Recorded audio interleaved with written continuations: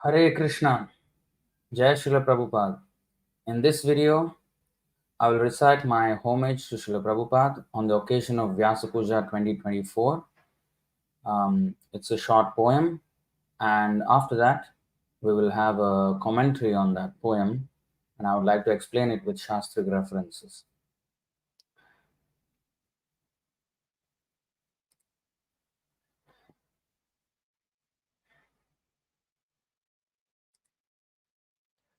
Dear Śrīla Prabhupāda, the mayhem in an acharya's absence is resolved by a true disciple's presence.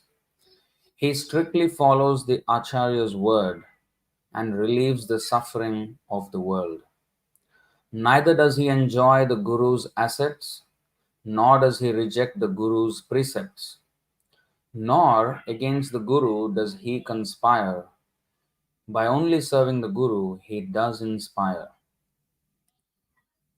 Teaching what you taught and doing what you did is the duty of GBC, for that is your bid.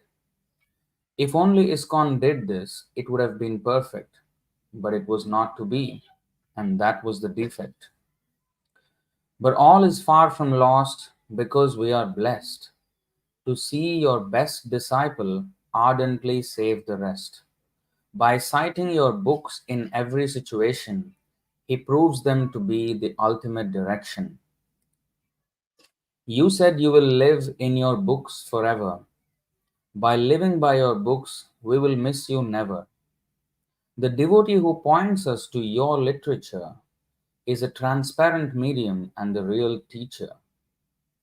There are some who can preach, there are some who can follow, but those who preach and follow remove the world's sorrow. Prabhu Sundar Gopal has set this high standard that can unite those who are battered and scattered. Only those who understand the spiritual essence can appreciate the glory of his powerful presence. People don't care how much one may know. They want to know how much one may care. But unless one is thoroughly in the know, he wouldn't know how to even care. Knowing the scripture, knowing the person, knowing how to apply the scripture for the person is the art of preaching by a devotee true. This is what you wanted your disciples to do. Sometimes such care may feel very hard when material attachment is what we regard. We may then treat the devotee with utter disregard. From spiritual advancement, we will then be barred. A true devotee is one who reminds one of Kṛṣṇa. A true disciple is one who reminds one of the Guru. This births the afflators to be Krishna's servant's servant, extricating us from the fatal material ferment. While Madan Mohanji incarnates as the Diksha Guru, Govinda Dev incarnates as the Shiksha Guru. Those who understand this non-difference are safe on the path of their deliverance. A sincere disciple is an acharya's pride. He serves the acharya even against the tide. The real test of his perseverance is after the acharya's disappearance. The company of such a disciple is our good fortune. Our failure to realize this will be our misfortune. O Prabhupada, this fallen Tattvavit prays fervent to become a servant of your servant. Jai Śrīla Prabhupāda.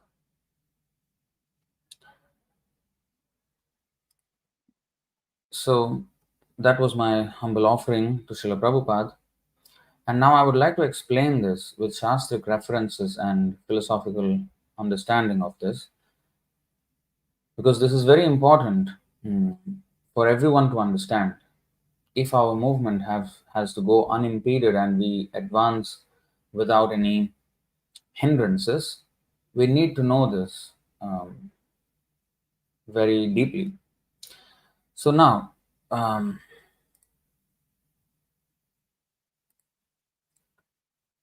so the first, before we go into this, I need to We will say the prayers. ॐ अज्ञानतिमिरान्धस्य ज्ञानाञ्जनशलाकया चक्षुरुन्मीलितं येन तस्मै श्रीगुरवे नमः। श्रीचैतन्यमनोभीष्टं स्थापितं येन भूतले स्वयं रूपः कदा मह्यं ददाति स्वपदान्तिकम्। वन्देऽहं श्रीगुरोः श्रीयुतपदकमलं श्रीगुरून् वैष्णवांश्च श्रीरूपं साग्रजातं सहगणरघुनाथान्वितं तं सजीवं साद्वैतं सावधूतं परिजनसहितं कृष्णचैतन्यदेवं श्रीराधाकृष्णपादान् सहगणललिता श्रीविशाखान्वितांश्च। हे कृष्ण करुणा सिंधो दीनबंधो जगत्पते गोपेश गोपिका कांत राधा कांत नमोस्तुते।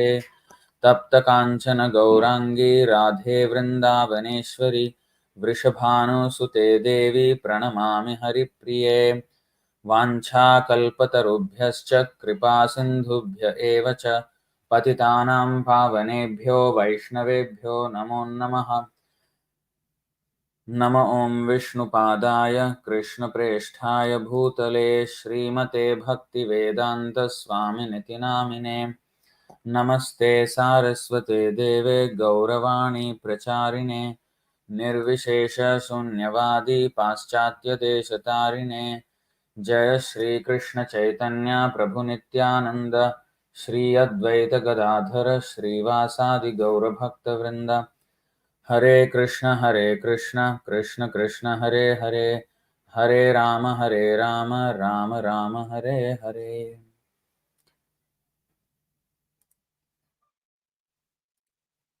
So, the first verse, Dear Śrīla Prabhupāda, the mayhem in an acharya's absence is resolved by a true disciple's presence. He strictly follows the acharya's word and relieves the suffering of the world. So, this is explained, probably some of you will know, in the Srimad Bhagavatam 4:28-48 purport.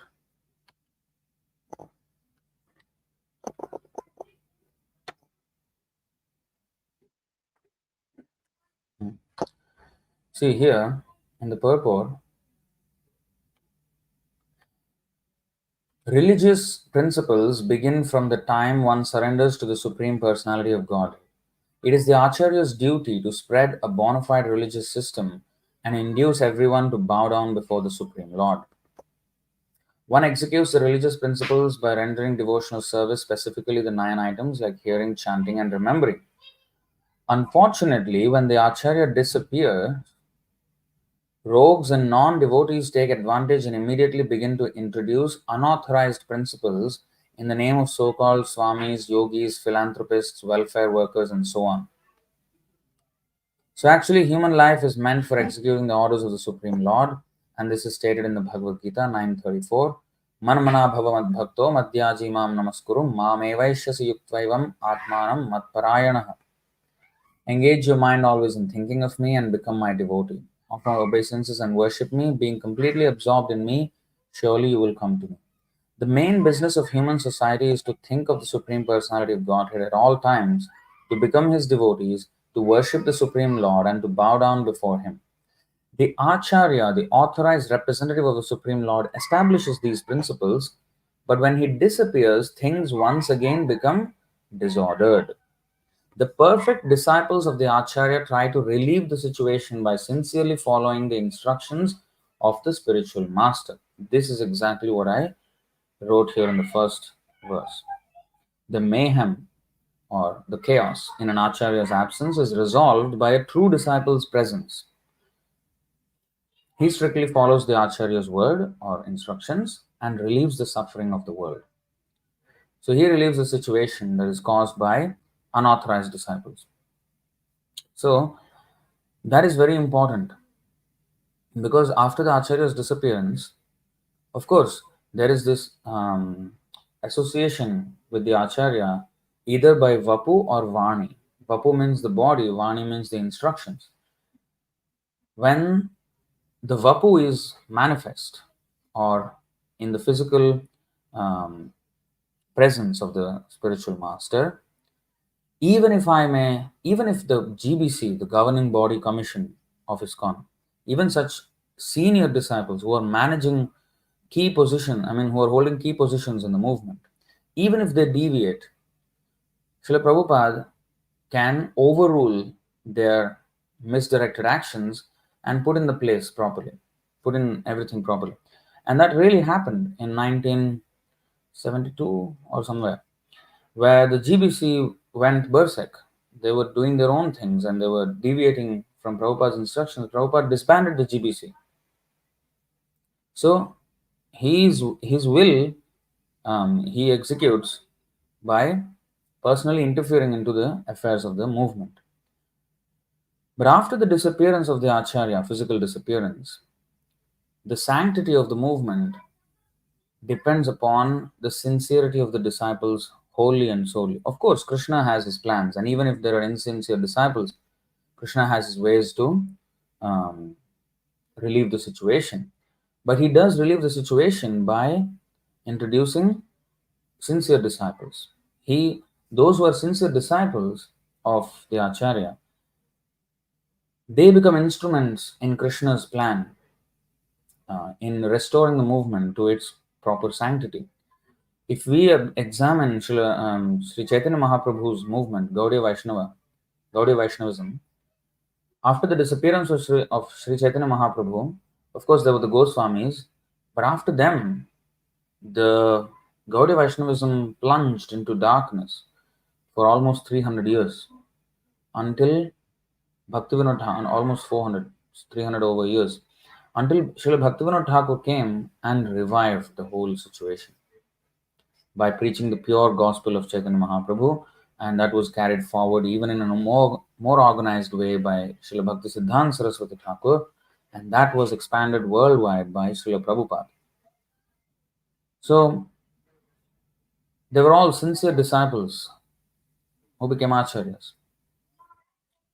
Now, even if one may not be an acharya in the Diksha Guru sense of the term, but one can be a Shiksha Guru, and Shiksha Guru means also acharya, because acharya means one who teaches by example. And there is this quotation from Srila Prabhupada. I think it was a letter or a conversation. He said this: the GBC's duty is to act as the instructor guru. Srila Prabhupada is the initiator guru or the Diksha Guru, and the GBC, governing body commission, the committee, the committee members have to be the instructing gurus. And he said, do as I do, and teaching what I'm teaching and doing what I'm doing. That's what you should do. Prabhupada said this to the GBC. So that means they should also be doing what Prabhupada is doing. And of course, they cannot imitate. It's not about imitating what he's doing, but the proper standards of Vaishnava behavior, exemplary. So that means by actions they have to show. That is also an acharya, right? So the Shiksha Guru, the disciple, the true disciple is a Shiksha Guru. In fact, there is another quotation where Srila Prabhupada says, if the so-called Shiksha Guru does not represent the Diksha Guru and he teaches opposite of the Diksha Guru, then he is not Shiksha Guru, he is a demon. Prabhupada said that also. Let's see if I can just find that.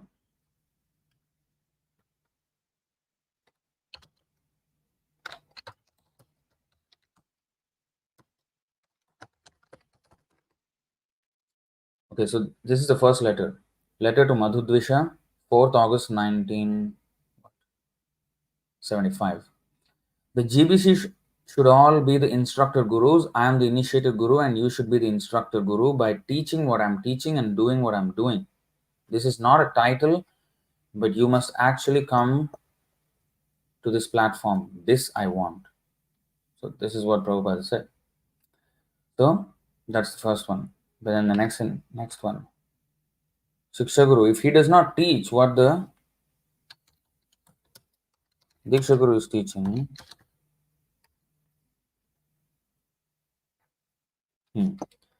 So this is in Honolulu, 1974, 3rd of July, in a lecture. Then, the question is the difference between, like we were discussing in the automobile, of Siksha and Diksha Guru. There is sometimes, difference or something like that. That's what I think the question was. Then, so Siksha and Diksha Guru, a Siksha Guru who instructs against the instruction of spiritual master, he is not Siksha Guru, he is a demon. Siksha Guru. Diksha Guru means sometimes the Diksha Guru is not present always. Therefore, one can take learning instruction from an advanced devotee. That is called the Siksha Guru. Siksha Guru does not mean he is speaking something against the teachings of the Diksha Guru. He is not a Siksha Guru, he is a rascal. So we will actually come to that when we have a verse on that as well. So anyway, the true disciple, he resolves the mayhem, the chaos that follows the disappearance of an acharya, physical disappearance. Yes, he's there in the instruction, Vani, but unless somebody follows and puts it into practice and puts the movement together, the movement as it is will not act the same. The same happened with Gaudiya Math. Why it crumbled after Bhaktisiddhanta Saraswati Thakur's departure? Because sincere disciples were not there. And the only sincere disciple was Śrīla Prabhupāda, and he again started the whole thing. So that is what it's meant by this. So let's go to the next verse.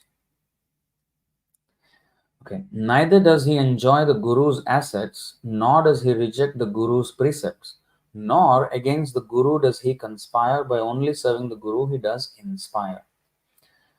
Now, this is actually taken directly, not directly, translated version of what Śrīla Prabhupāda wrote. There are 4 kinds of disciples, and that is what I mentioned here. The one who enjoys the Guru's assets is the Guru Bhogi. The one who rejects the Guru's precepts or teachings is the Guru Tyagi. The one who conspires against the Guru is a Guru Drohi, is a traitor to the Guru. But the one who serves the Guru actually is the Guru Sevi. I don't know if I can take this out. Let's see.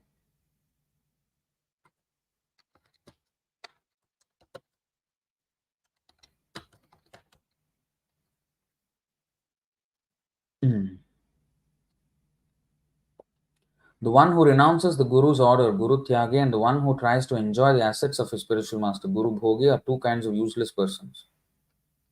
First, become a servant of your spiritual master, Guru Sevi, and then you will understand things clearly. Of course, here there are three types of so-called disciples. 3 types of disciples. 2 are the useless persons, the Guru Sevi. Guru Tyagi and Guru Drohi, kind of same thing, but I see it like this. Guru Tyagi means one who renounces the Guru's order, who does not follow the Guru's order. He is bad. He is Guru Tyagi, bad. Okay, he alone is spoiled. But Guru Drohi is even worse than Guru Tyagi. He is also Guru Tyagi, but to a greater degree.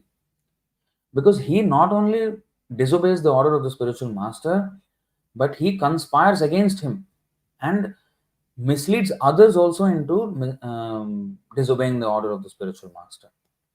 So that is even more dangerous. So Guru Bhogi, Guru Tyagi, Guru Drohi, and Guru Sevi.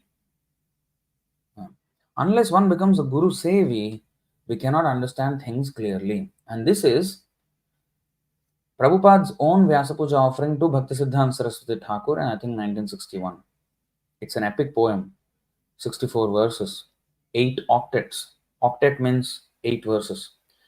So 8 octets. You see, Vasishtha, 5th Vasishtha. This is in the 4th Vasishtha, last one. So that is where I took it from. But I just added one more thing here in this, as you can see below here. Nor does the Guru, nor against the Guru does he conspire, but only serving the Guru he does inspire. Now, by serving the Guru, what happens? He inspires others.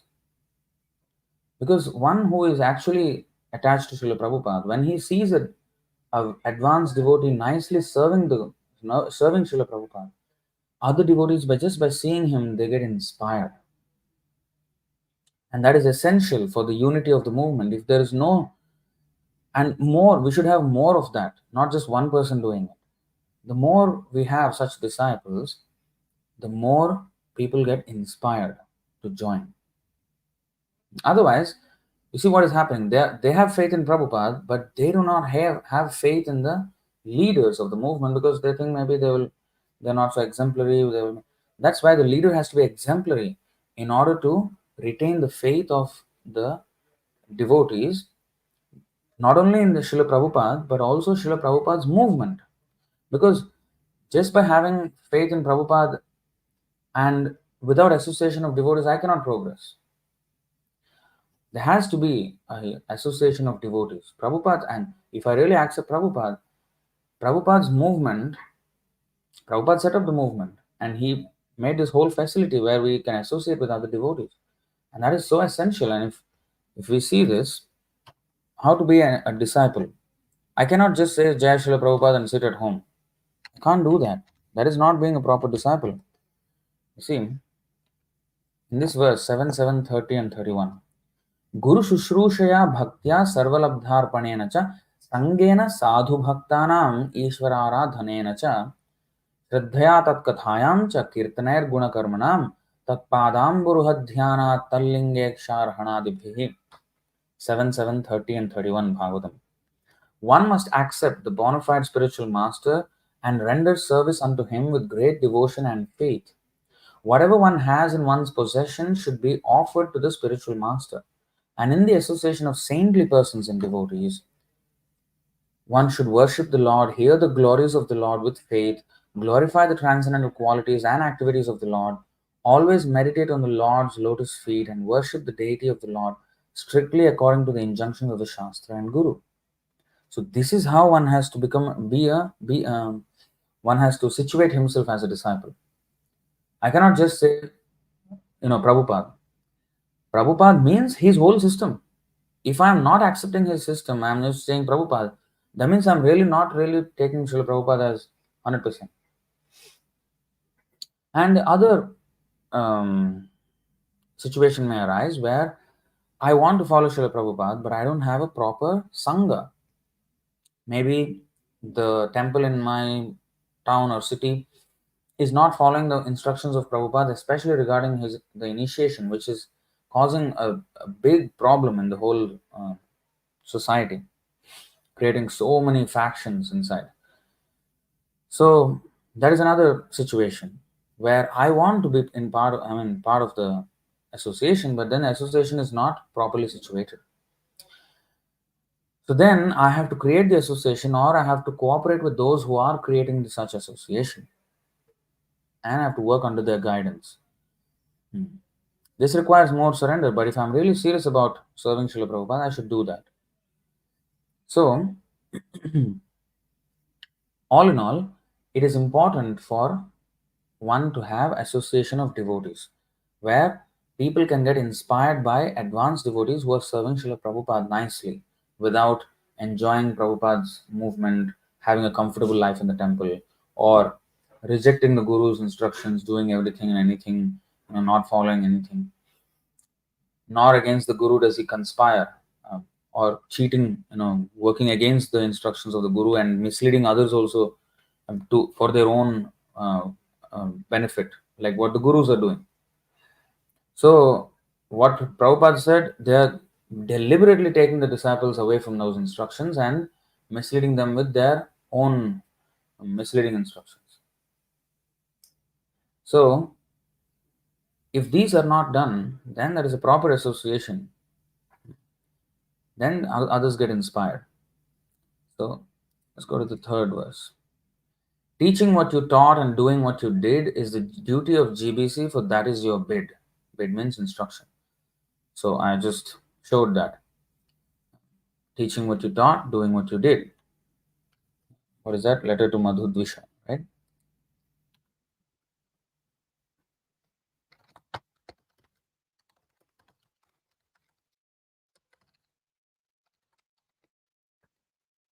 So the GBC should all be the instructor gurus. I am the initiated guru, and you should be the instructor guru by teaching what I'm teaching and doing what I'm doing. This is not a title, but you must actually come to this platform. This I want. So that is what ISKCON is supposed to do. So that's why I write in the next two lines of this verse, if only ISKCON did this, it would have been perfect, but it was not to be, and that was the defect. So here we actually understand Diksha Guru and Shiksha Guru relationship. Of course, for those of you who do not know, there are four types of Guru. One is Vartma Pradarshaka Guru, the one who introduces us to Krishna consciousness, the first one. Then there is Chaitya Guru, who is the one sitting in the heart, Paramatma. Then there is the Diksha Guru, the initiating Guru, who performs the initiation, gives the name, and takes the responsibility of the disciple, takes the responsibility of taking the disciple back to Godhead and relieves him of all sins. That this personality has to be an extremely empowered personality, Uttama Adhikari Bhakta. That is Diksha Guru. And he also not just gives a name and takes away the sins. How does he do it? By giving transcendental knowledge. And then there is Shiksha Guru.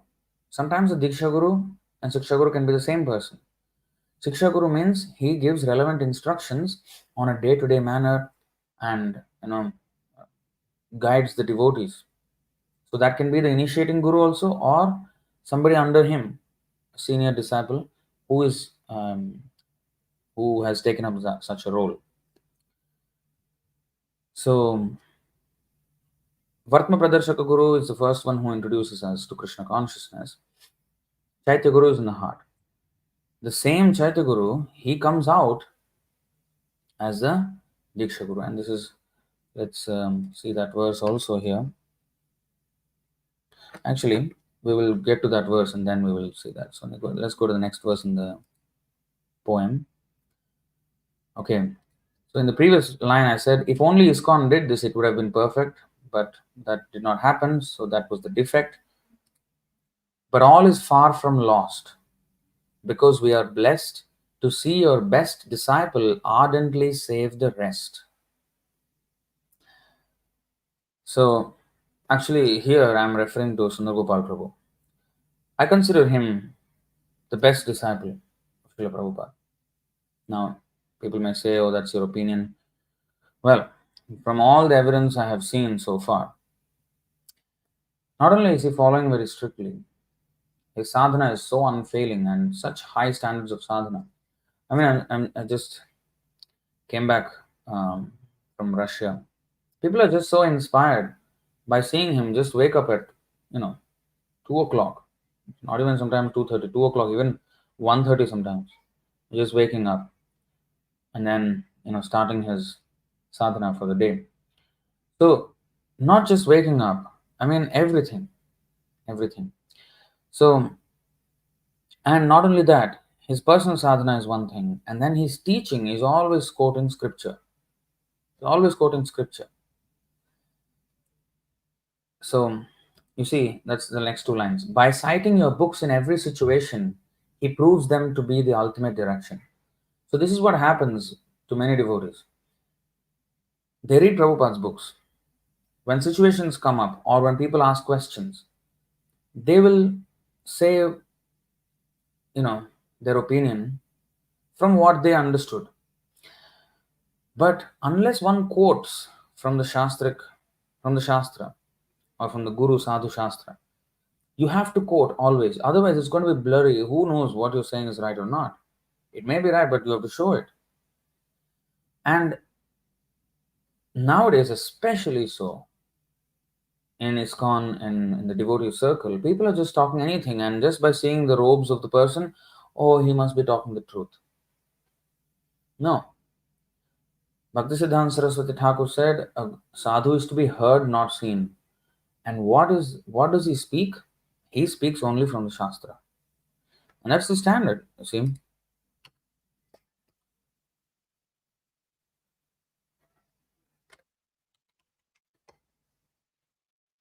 See, here Arjuna asks, what are the Krishna, what are the symptoms of one whose consciousness is thus merged in transcendence?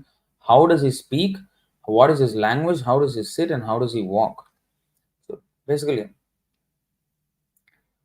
what are the symptoms? And here, Prabhupada explains in the purport. The whole purport is important, but I'll just take you to what I want to show. You see, every person has a symptom. A rich man has symptoms, diseased man has symptoms, everything. So one can know his specific symptoms from the Bhagavad Gita. Most important is how the man in Krishna consciousness speaks. For speech is the most important quality of any man. It is said that a fool is undiscovered as long as he does not speak. And certainly, a well dressed fool cannot be identified unless he speaks. But as soon as he speaks, he reveals himself at once. The immediate symptom of a Krishna conscious man is that he speaks only of Krishna and of matters relating to him. Other symptoms then automatically follow as stated below. So he's always speaking of Krishna. Now, we go to this verse 17:15. Anudvekakaram vakyam satyam priyahitam chayat swadhyayabhyasanam chaiva vanmayam tapa uchyate.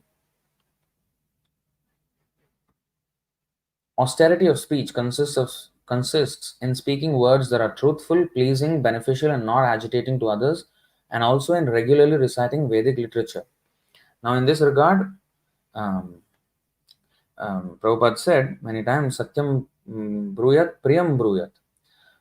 But sometimes we can compromise on the Priyam bruyat, but Satyam bruyat we cannot compromise. That is honesty. That is honesty. Honesty means truth should not be compromised. Of course, generally we should not agitate others' minds. But if we have to choose between, if there is a situation where we have to choose between truth and pleasing talk, we have to choose truth. And sometimes sadhu has to speak things that are not very palatable. And such harsh words are actually blessings. We will go to that. Okay. Of course, when a teacher speaks, he can speak the truth for the instruction of his students, but such a teacher should not speak to those who are not his students if he will agitate their minds. So, besides that, one should not talk nonsense. The process of speaking in spiritual circles is to say something upheld by the scriptures. One should at once quote from scriptural authority to back up what he is saying. At the same time, such talk should be very pleasurable to the ear. By such discussions, one may derive the highest benefit and elevate human society. So, to elevate human society, that's what a guru's business is. And not only the Diksha Guru, the Siksha Guru as well. He has to elevate human society. So, for that, he has to present in every situation. He has to present the Shastra conclusion on that topic. So, one should at once quote from scriptural authority to back up what he is saying. This is very important. If you see the conduct of Sri Chaitanya Mahaprabhu and all the devotees in Chaitanya Charitamrita, you will see Chaitanya Mahaprabhu will say something and then he will quote multiple references from various different books, Shastra. And similarly, all the devotees, all the like Sarvabhauma Bhattacharya, Rupa Goswami, Sanatana Goswami, Raghunath Das Goswami, Krishnadas Kaviraj Goswami himself, the way he presented Chaitanya Charitamrita is completely based on Shastra, and then he explains, and then he quotes and explains and quotes. That's the whole Chaitanya Charitamrita. So that should be our way. And with this technology, it has been very nicely implemented by His Grace Sundar Gopal Prabhu, where he gives classes and the screen is there, and that's what we are also doing here. We have adopted that method because it's so effective. Because this screen, I always say, this is the most important part of the screen that you're watching. Because here is Prabhupada's words. I'm just trying to repeat those. So, and not only during the classes, anything, even conversations are always about verses. And I'll show you. This I learned in Russia as Prabhu was giving his lectures. I was taking notes. I think this one. Yeah. Yes. So, Madhya Lila 20.352. According to Sri Chaitanya Mahaprabhu, this is the way an incarnation should be accepted. Sri Narottam Das Thakur says, Sadhu Shastra Guru Vakya Chityate Korya Aikya. One should accept a thing as genuine by studying the words of saintly people, the spiritual master, and the Shastra. The actual center is the Shastra, the revealed scripture. If a spiritual master does not speak according to the revealed scripture, he is not to be accepted. And let me tell you, let me repeat this. This spiritual master means not only the Diksha Guru but also the Siksha Guru. That means the Siksha Guru should guide the others on the matter of on the basis of Shastra, not otherwise. Siksha Guru means not simply like Prabhupada said in just now the quote we have seen a little while earlier. What is that? If he Siksha Guru means he does not instruct against the Diksha Guru. Let me take that out again.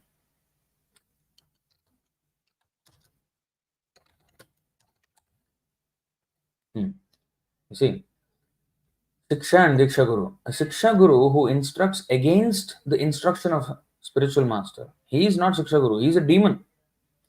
Siksha Guru, Diksha Guru means Siksha Guru, sorry, sometimes the Diksha Guru is not present always.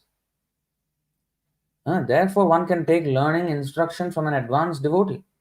That is called the Siksha Guru. Siksha Guru does not mean he is speaking something against the teachings of the Diksha Guru. He is not a Siksha Guru, he is a rascal. So, a spiritual master, even a Siksha Guru, okay, he is also a spiritual master, right? So, if a spiritual master does not speak according to the revealed scripture, he is not to be accepted.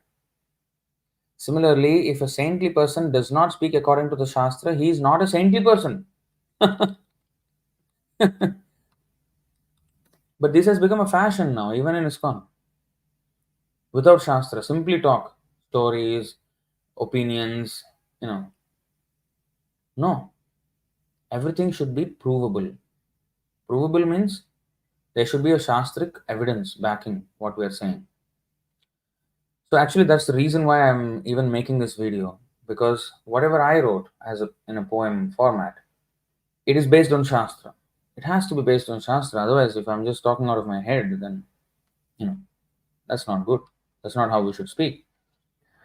So if a guru does not speak according to Shastra, he is not to be accepted as guru. If a saintly person, sadhu, does not speak according to Shastra, he is not a sadhu. The Shastra is the center for all. Unfortunately, at the present moment, people do not refer to the Shastras. Therefore, they accept rascals as incarnations. Okay, this is not only as in any subject, we have to consult Shastra. This is very important. And Chaitanya Mahaprabhu, you see, this point is Chaitanya Mahaprabhu is saying in the verse itself, as in the other ages, an incarnation is accepted according to the directions of the Shastras. In this age of Kali, an incarnation of God should be accepted in that way. So this is not about incarnation of God only, but everything. And Chaitanya Mahaprabhu's way of presentation is that. So sometimes, disciples, even devotees in ISKCON, in our movement, even among Ritviks, when they are confronted with a problem or a situation or some dilemma, they do not know exactly how to solve it. But what I have seen, especially Sundar Gopal Prabhu, everything he takes out one verse, one purport, something Prabhupada said here, Prabhupada said there, Shastra said here, Shastra said there, Chaitanya Mahaprabhu said here, Rupa Goswami said there. Everything Shastra based. Even it may be, subjective instruction, still he takes out Guru Sadhu Shastra for everything. So, by doing that, that is the best advertisement for Prabhupada's books. Why you should read Prabhupada's books? Well, every situation there is an answer there. Why you should not read Prabhupada's books? So this is how one promotes Srila Prabhupada's teachings. So by citing your books in every situation, I wrote, it proves them to be the ultimate direction. We don't need to speculate anymore. Everything is there in Prabhupada's books. So next, fifth stanza. You said you will live in your books forever. By living by your books, we will miss you never. So Prabhupada said he will be in his books. I will never die. Prabhupada said, I will never die. I will be in my books and you will utilize. I think if I can take that out.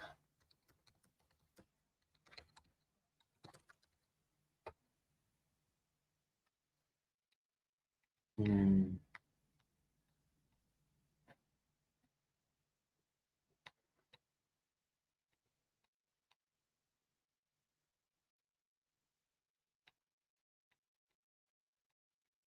Hmm.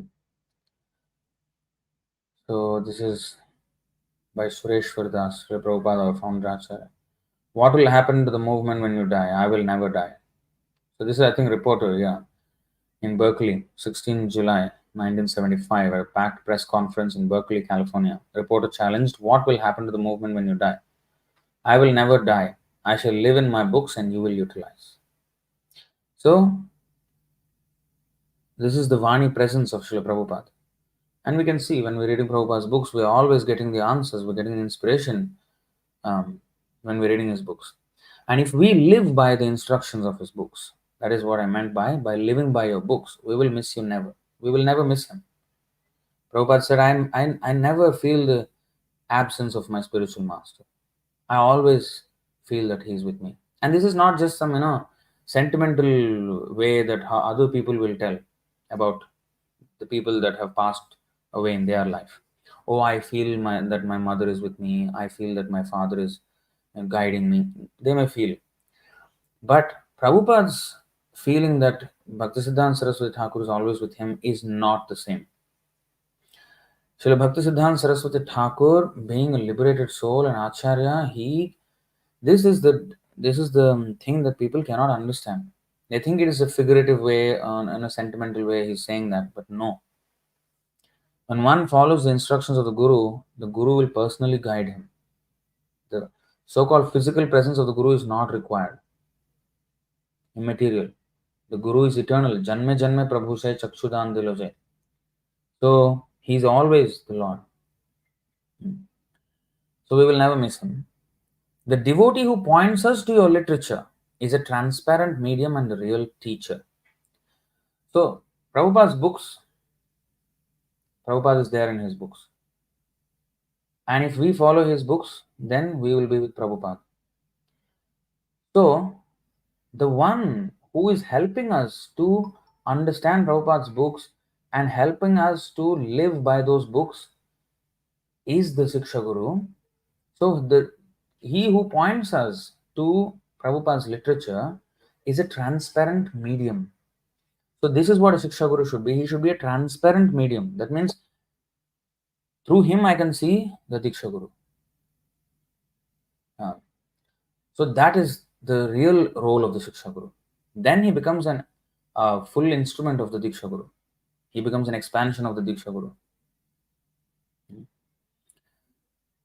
The devotee who points us to your literature is a transparent medium because he's not opaque, means you're hiding something. So a Siksha Guru who is simply showing what Prabhupada is saying, just being a honest postman of the Diksha Guru, that is Siksha Guru.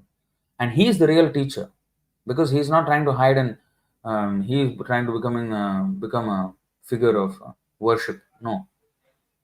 He is simply presenting what the Diksha Guru is giving us. So that is the real teacher. Prabhupada also said, Guru means he just has to repeat Krishna's words. That's it. And Shiksha Guru means he has to repeat the Diksha Guru's words and Krishna's words. That's it. So the next stanza. There are some who can preach, there are some who can follow, but those who preach and follow remove the world's sorrow. So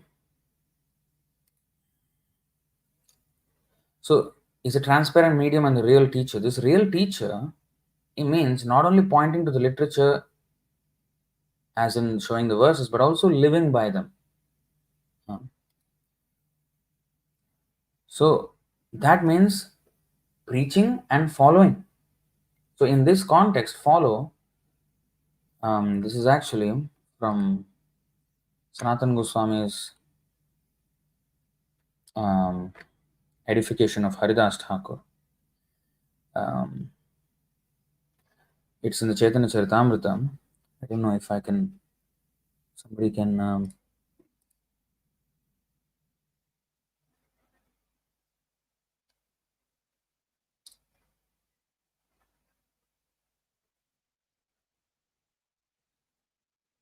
just give me a moment here. It's about Haridas Thakur. The verse is, um,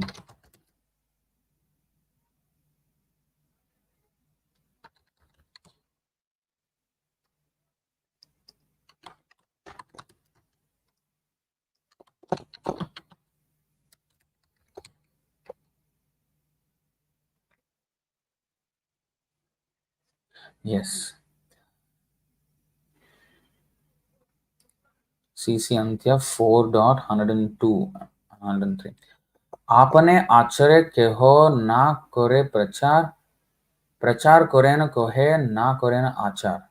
So, you see here, some behave very well but do not preach the cult of Krishna consciousness, whereas others preach but do not behave properly. This is what I meant by there are some who can preach, but and there are some who can follow. Follow means to follow the principles of you know achar. Achar means to behave.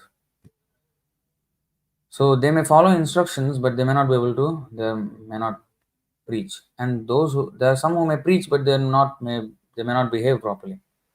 But those who preach and follow remove the world's sorrow. Okay. आचार प्रचार नामेर करहो दुई कार्य तुमी सर्वगुरु तुमी जगतेर आर्य. You simultaneously perform both duties in relation to the holy name by your personal behavior and by your preaching. Therefore, you are the spiritual master of the entire world, for you are the most advanced devotee in the world. So, in fact, our preaching will not be effective if we don't follow. So, of course, Haridas Thakur was chanting 300,000 names, but in our context, at least, the advanced devotee must be following Śrīla Prabhupāda's instructions and he must be preaching those instructions and pointing always to Prabhupada's books. So both those who preach and follow remove the world's sorrow. Why both are necessary? Because even if one may preach and the person may be inspired, but when the person comes to see him, he may not be inspired again. Though he's not following, he's doing something else.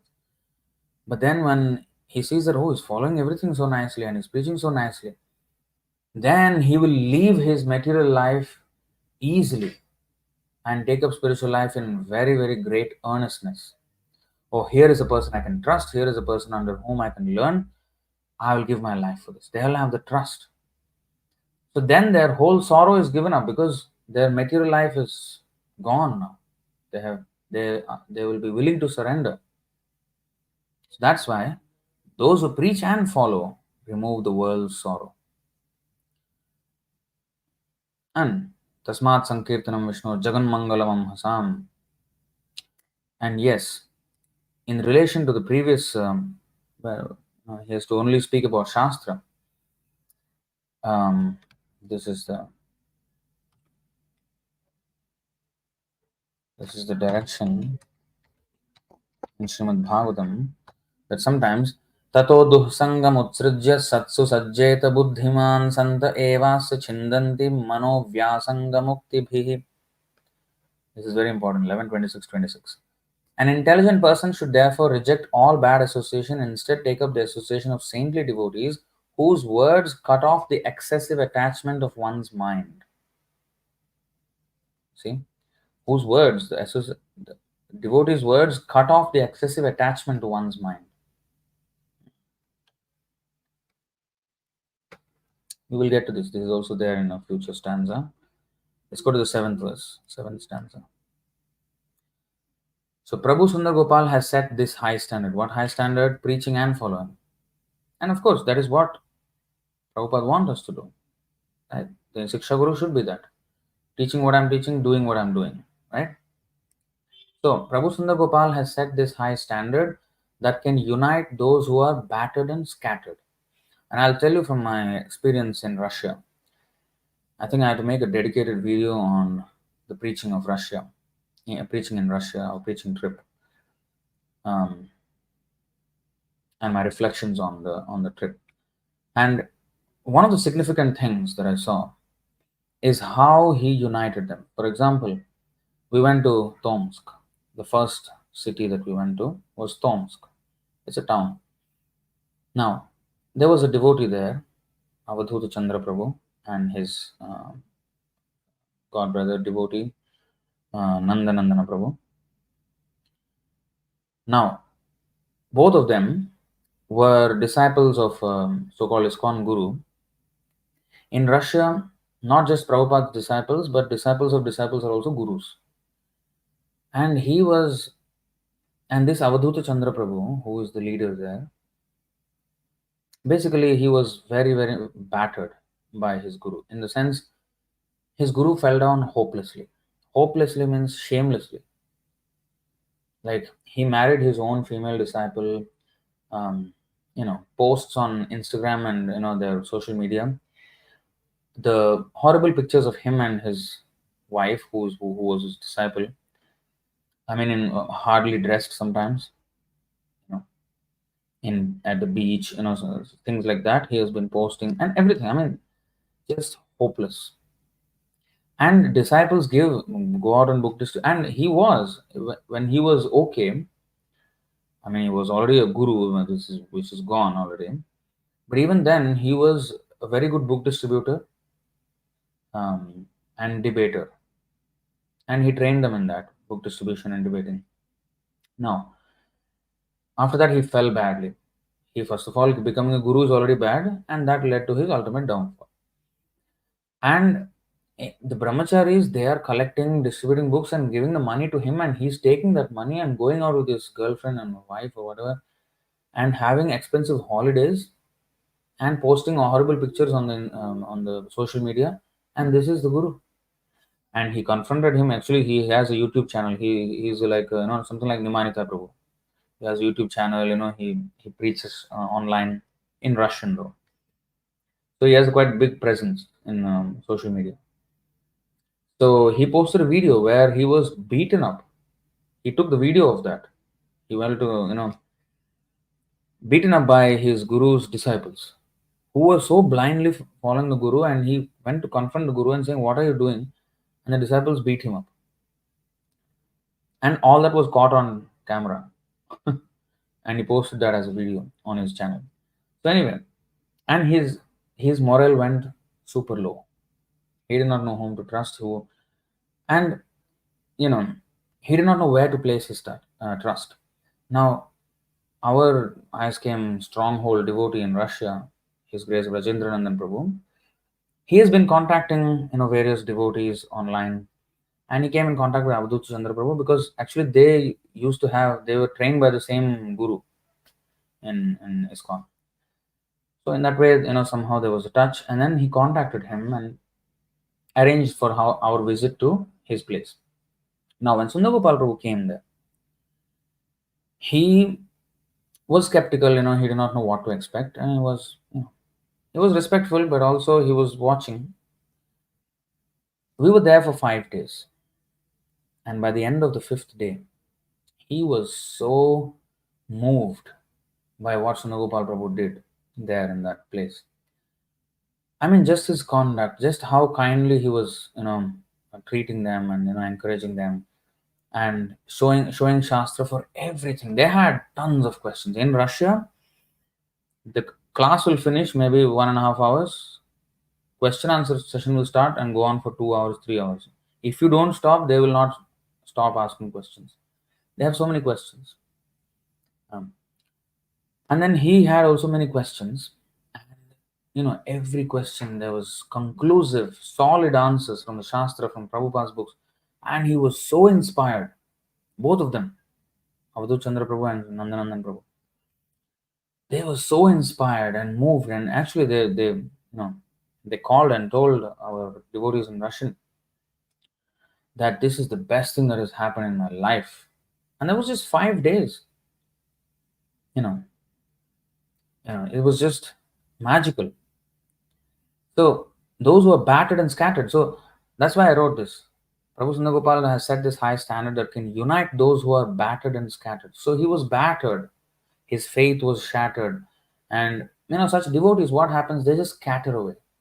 They used to be in ISKCON as one movement, together, but after these things happen, they just scatter and live on their own. They live their own lives.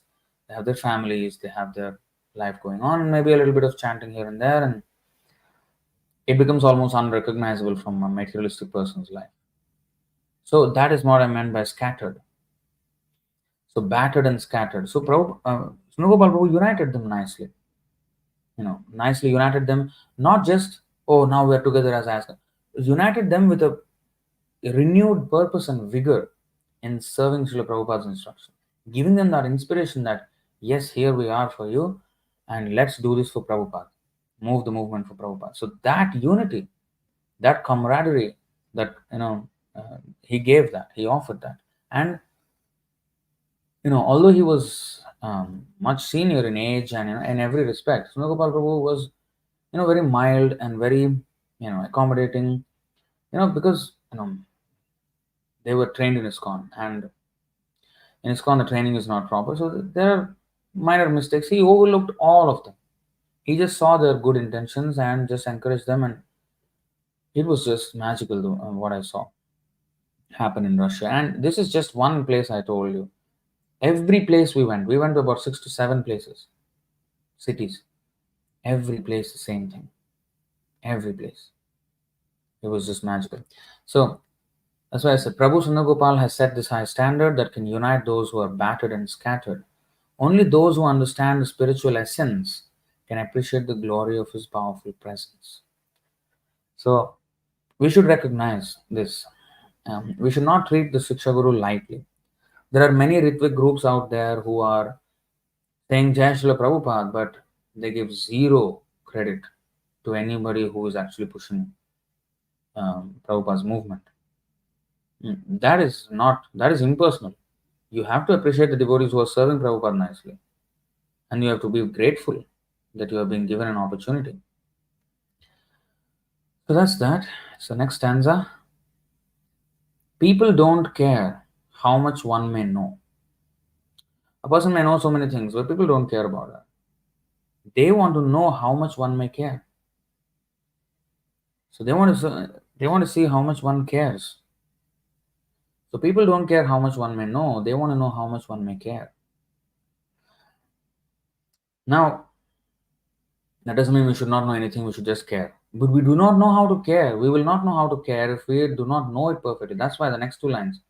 But unless one is thoroughly in the know means knowledgeable.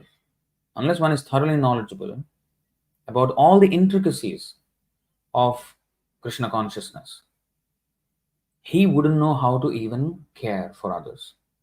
A preacher means he cares for others. And he gives up his personal comfort and travels.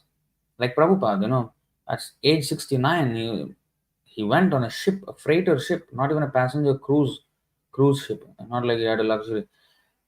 Freight ship, and 2 heart attacks on 2 consecutive nights. He could have comfortably lived in Vrindavan. So that's a monumental risk he has taken and monumental step to, spread the glories of Krishna everywhere and to fulfill the order of a spiritual master. So that is care. And not only that, even in personal dealings, caring for the other person.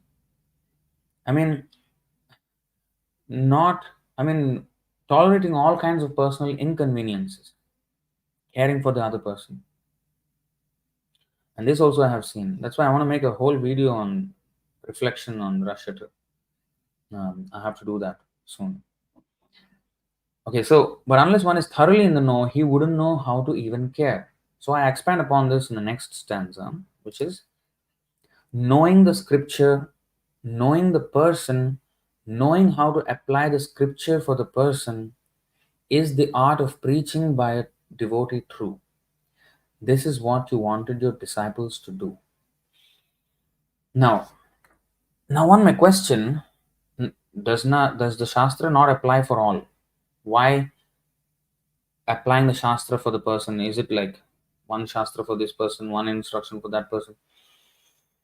No, instruction is one, but how we apply, how we impart those instructions, depending on the person. Um, that does not always mean, and that's why next verse continues from there. It's not always that the person should be made comfortable and he should be only given at his comfort level, the instructions at his comfort level. No, he has to be pushed. But how much to push, when to push, whom to push, all these nuances, and what exactly is even wrong, where is the mistake, and what needs to be corrected. And it may not be very obvious to the neophyte devotee, but an experienced preacher, he knows exactly where things are going wrong, and where the pressure needs to be applied. Other things which are also going wrong, the pressure need not be applied at that point.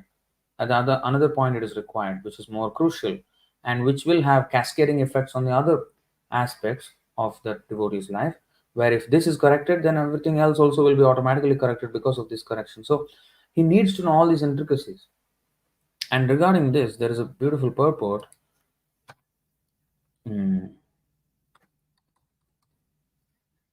Adilila of Chaitanya Charitamrita 147. Now, this is very important, and I think I expanded this upon this.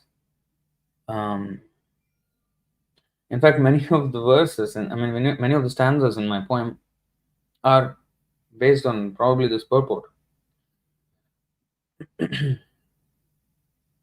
So, um, so anyway, I will get to this. I will read the whole purport. It's very, very important purport. Okay? Many aspects are there in this purport that we need to understand very well. So, knowing the scripture, knowing the person, knowing how to apply the scripture for the person is the art of preaching by a true devotee.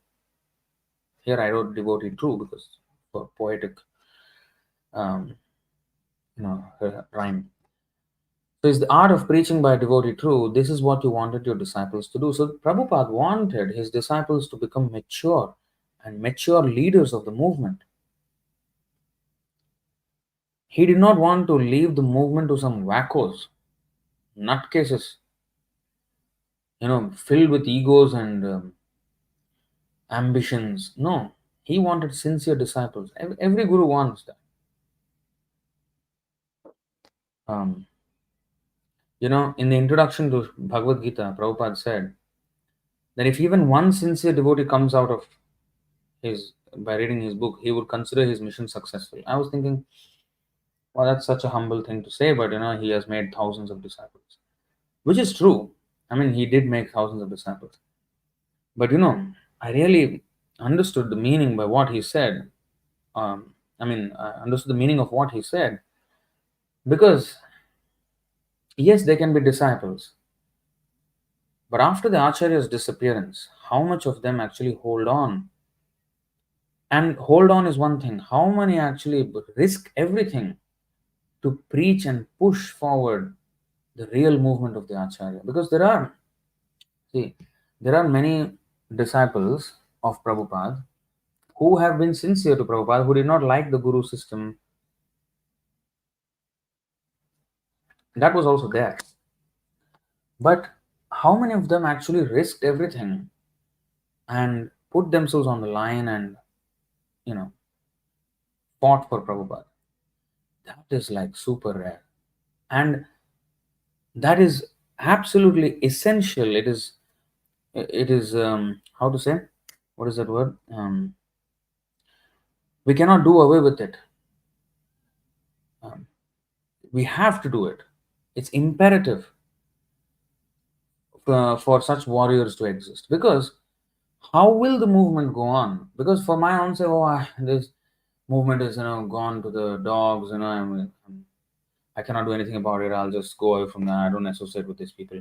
I just do my own thing. I can say that, but am I really being true to Prabhupada if I just do that? Because then I am not pushing forward the movement that Prabhupada wanted us so badly to do. So I have to be a fighter, because for the future devotees who are going to come by reading Prabhupada's books, they have to have a system.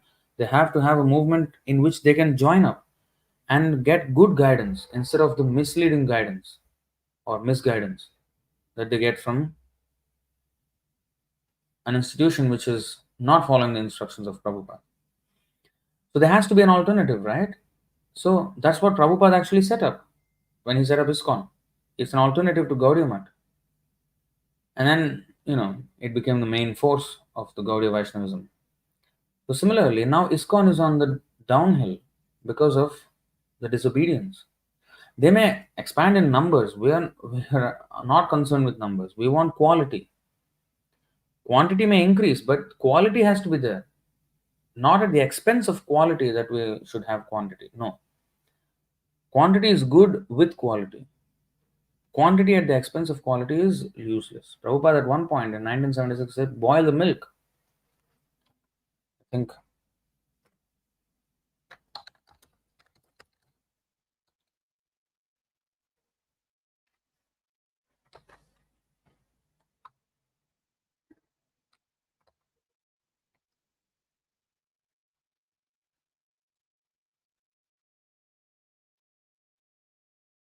you see, just like milk. You see, here he's saying, on this platform, you shall be able to carry on the work satisfactorily. Okay. So I want you leaders especially to become very much absorbed in the philosophy of Bhagavad Gita, Srimad Bhagavatam, and become yourselves completely convinced and free from all doubt. On this platform, you shall be able to carry on the work satisfactorily. But if there is lack of knowledge or if there is forgetfulness, everything will be spoiled in time. So, especially, you must encourage the students to read our books throughout the day as much as possible and give them all good advice how to understand the books and inspire them to study the things from every point of view. In this way, by constantly engaging our tongues in the service of the Lord, either by discussing his philosophy or by chanting Hare Krishna, the truth is that Krishna himself will reveal himself to us and we shall understand how to do everything properly. Now we have got so many students and so many temples, but I am fearful that if we expand too much in this way, that we shall become weakened, and gradually the whole thing will be lost. Just like milk, we may thin it more and more with water for cheating the customer, but in the end it will cease to be any longer milk. Better to boil the milk now very vigorously and make it thick and sweet. That is the best process. So let us concentrate on training our devotees very thoroughly in the knowledge of Krishna consciousness from our books, from tapes, by discussing always, and in so many ways instruct them in the right propositions. See this? This was his dictation in 1972, June 22nd. How relevant is this? And this is exactly what Sundar Prabhu is doing. He's strengthening our convictions by showing the books. That is a perfect Siksha Guru. We cannot get any better than this. Krishna has come, Kali Yuga, Chaitanya Mahaprabhu has come, Prabhupada has come, and now for us there is Sundar Gopal Prabhu. In the Prabhupada's movement, we think, okay, Prabhupada is here, but he is most merciful. Even under his movement, there is so much cheating. Hardly anyone is actually presenting. I see, Sundar Gopal Prabhu is the only one who is like 100% showing everything from Prabhupada. Even the so-called other Ritviks, not completely. Sundar Gopal Prabhu is 100% showing everything from Śrīla Prabhupāda and how to follow this. We can't get any better position than this. It can't get better than this. We should know how fortunate we are and not just, take it for granted. We have to become serious and take advantage of this and become ourselves serious. Don't just be satisfied, oh, Sundar Gopal Prabhu is there. We have to be the next, to guide the rest. We have to think about the future of the movement. We need thousands and thousands, millions of people like Sundar Gopal Prabhu. That's what we want. That's what we need. That's what the world needs. Otherwise, the chaos that we are seeing in the world is only because of lack of this kind of people. So we have to think in these lines. So, and knowing how to apply the scripture for the person. This is called subjective understanding, subjective instructions and objective instructions. And that is all mentioned in that purport I'm going to read, Adilila 147. I will get to that. But next, let's go to the next stanza. Sometimes such care may feel very hard. Okay, why don't I actually show that part, right? Let me read this purport because this is very important. Okay. शिक्षा गुरु के ता जानी कृष्णर स्वरूप अंतर्यामी भक्त श्रेष्ठ ऐदुइरू. One should know the instructing spiritual master to be the personality of of Krishna. Lord Krishna manifests himself as the super soul and as the greatest devotee of the Lord. And this is explained in this verse, which is also the next verse, I think, in Charitamrita itself, but I'll just go here. 11:29, 6. Srimad Bhagavatam.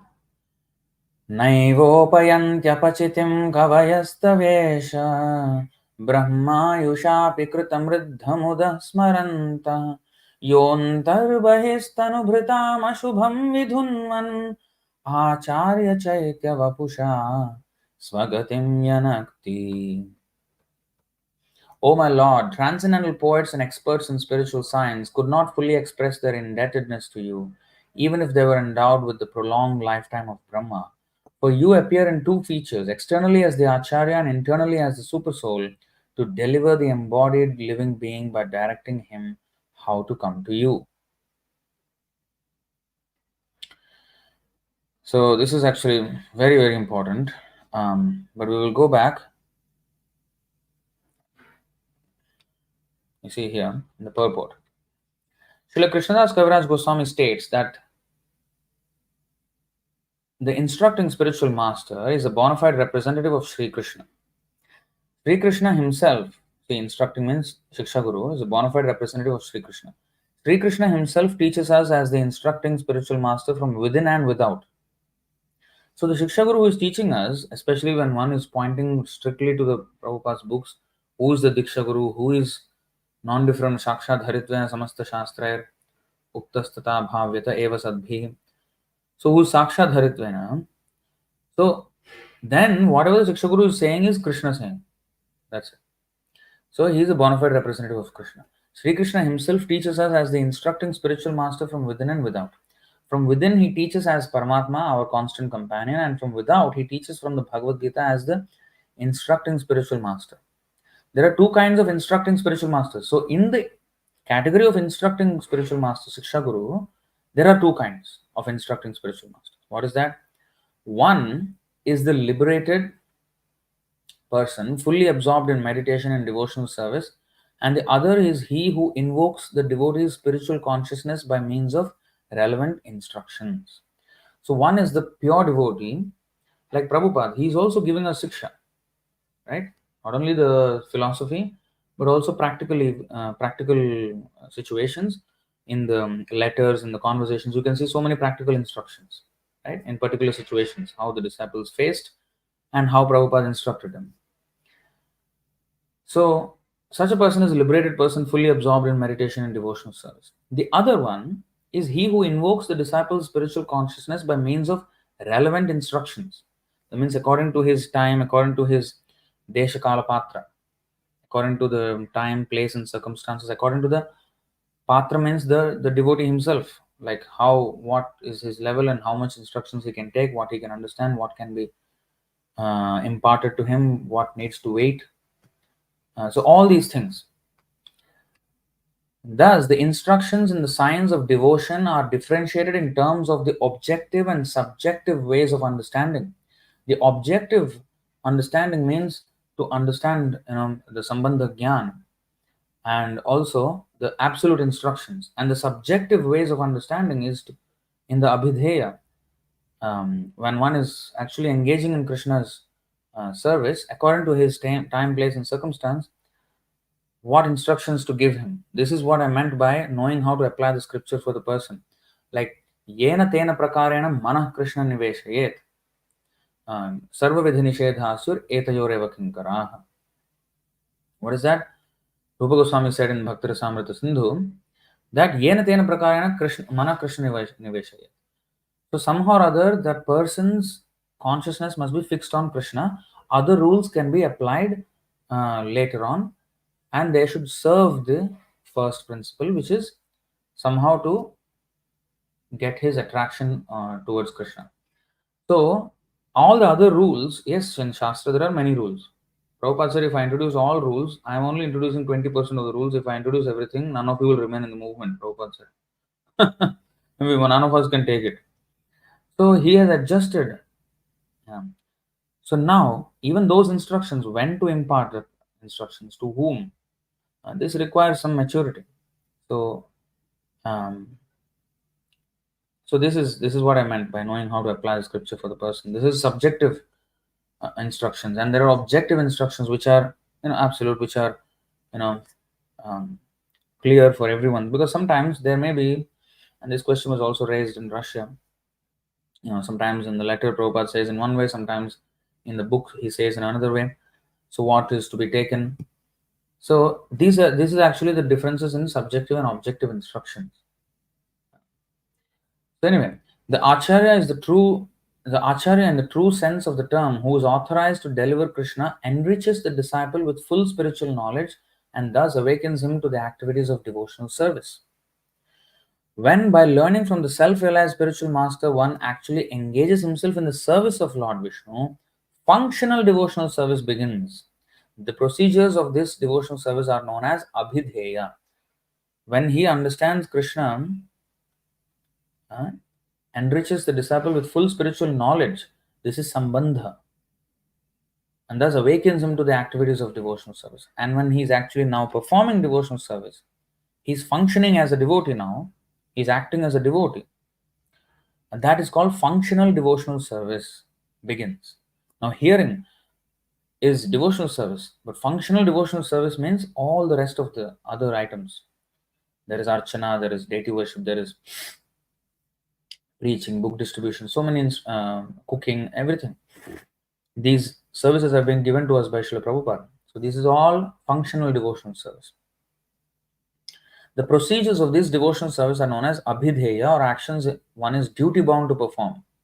Our only shelter is the Supreme Lord, and one who teaches how to approach Krishna is the functioning form of the Godhead, of the personality of Godhead.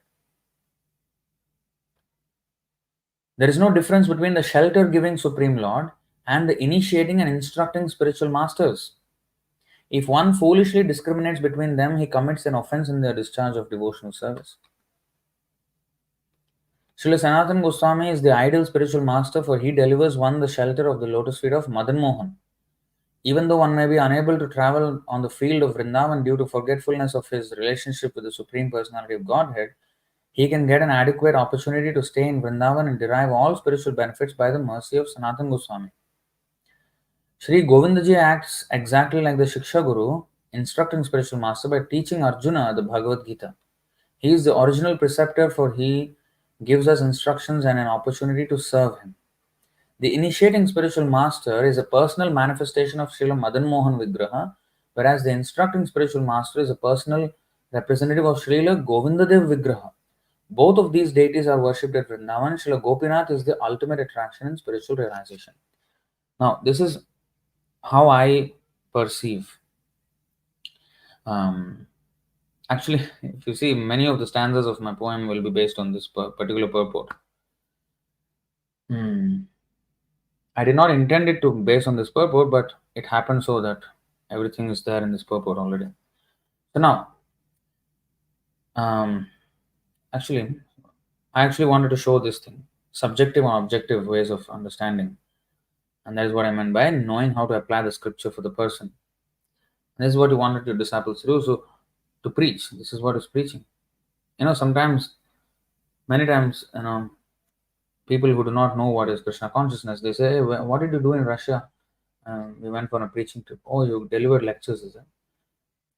No. Preaching is not lecturing. That is just one aspect of preaching. Preaching is your conduct, and even cooking. I mean, the way you deal with devotees, making them devotees, Preaching means to get them to surrender to Krishna, help them to surrender to Krishna, help them in their surrender to Krishna. So that is preaching. It is not just talking and after that I'm done with preaching, now I'm going to do whatever I want. No. Preaching is the whole thing, guiding them how to become Krishna's servants. So all that is there together. That is called preaching. So the next stanza. Sometimes such care may feel very hard when material attachment is what we regard. We may then treat the devotee with utter disregard. From spiritual advancement, we will then be barred. So sometimes instructions are given, but we cannot take it. We find them too hard, too harsh. This harshness, I explained in a recent lecture um, on the ISKM TV channel, that this harshness, we find it harsh because we are attached materially, and that is when it feels hard. But for the devotee who is progressively getting more and more detached, these same instructions will appear nectarian for him. Like family attachment, for example. There are so many verses condemning family attachment in very heavy words in the Srimad Bhagavatam. So a materialist, if he hears them, he say, wow, what is this? For him, it will be off-putting. But for a devotee, he gets more and more joy um, in such verses. So that's just one example. In that way, there are many such things, and we may get chastised by the instructing spiritual master, Shiksha Guru, and that may not feel very nice. But it's not about our feeling that is important. What is important is I need to improve. What is Krishna feeling? What is the Guru feeling? So, if there are some things I can correct myself, why not? I should correct. So, but the care may feel very hard when material attachment is what we regard. Just now we have seen that 11, 26 verse. The words of the sadhus cut off the excessive attachment.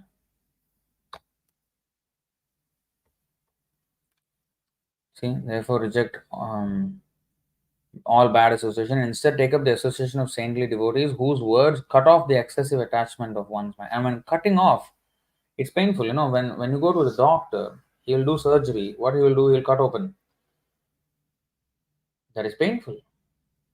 But that is what we need because something has to be taken out, something has to be operated upon. So cutting is important, but that is painful. But that's what we should welcome because we need to cut away our material attachments if we need to progress in spiritual life. I don't know if the biography of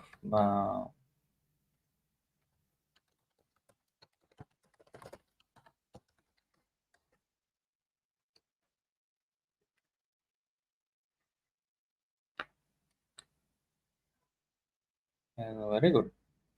The whole biography is here. Okay, very good. Let's read this story. This is from this chapter is called the sharp words of the sadhu. This is 12 of the Gaurkishore Das Babaji's biography. Srila Gaurkishore Das Babaji always gave beneficial instructions to persons who approached him with faith and humility, no matter what their spiritual status. On one such occasion, a seeker went to Babaji Maharaj to hear topics concerning the Supreme Lord, but he heard some harsh words from him instead. The seeker therefore resolved to never go near Babaji Maharaj again. After some time, however, having been stricken with a distressed and troubled mind, he suddenly returned to see Babaji Maharaj. Till Babaji Maharaj, instantly realizing the reason for his depression, told him, "Oh, you have left the association of devotees where topics about Krishna are discussed, and now you are living in a secluded place and performing solitary worship of Krishna. When one hears the topics of the Supreme Lord in the company of devotees, then one becomes freed from Maya's net of illusion. But if one performs worship of the Lord in a secluded place, not in the association with devotees, one becomes caught by the illusory energy. As a consequence, instead of topics about the Supreme Lord possessing the heart, mundane subject matters will occupy it instead. The seeker replied, I thought it better to reside in a secluded place and perform my own individual worship than to become disturbed by hearing the sharp words of a sadhu. Srila Babaji Maharaj replied, please take note that those sadhus who speak sharp words to drive away the witch of the illusory energy are actually the only real devotees of Krishna and friends of the living entities. The conditioned living being experiences the distressful quarreling of his wife and close relatives and is rudely treated by them until death, yet he never desires to leave their association. On the other hand, he absorbs himself in trying to appease and serve them. But when a devotee of the Lord, who is always desirous of the living entity's ultimate welfare, chides him just once with instructions meant to drive away Maya, then that conditioned entity immediately makes plans to leave the saintly person for his entire life. If you want to perform devotional service properly, then you must accept the harsh language of the sadhu as the medicine by which Maya can be given up.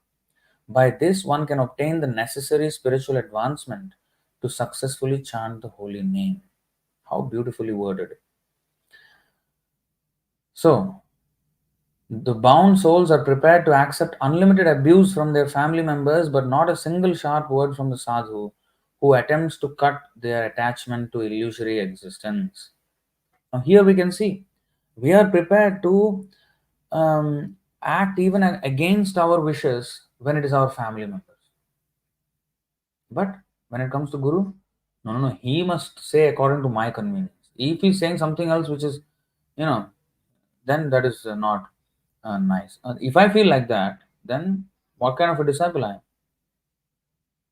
am? That means I don't want any discipline. I am ready to take all kinds of chastisement from family members, but not from the Guru. So this is bad.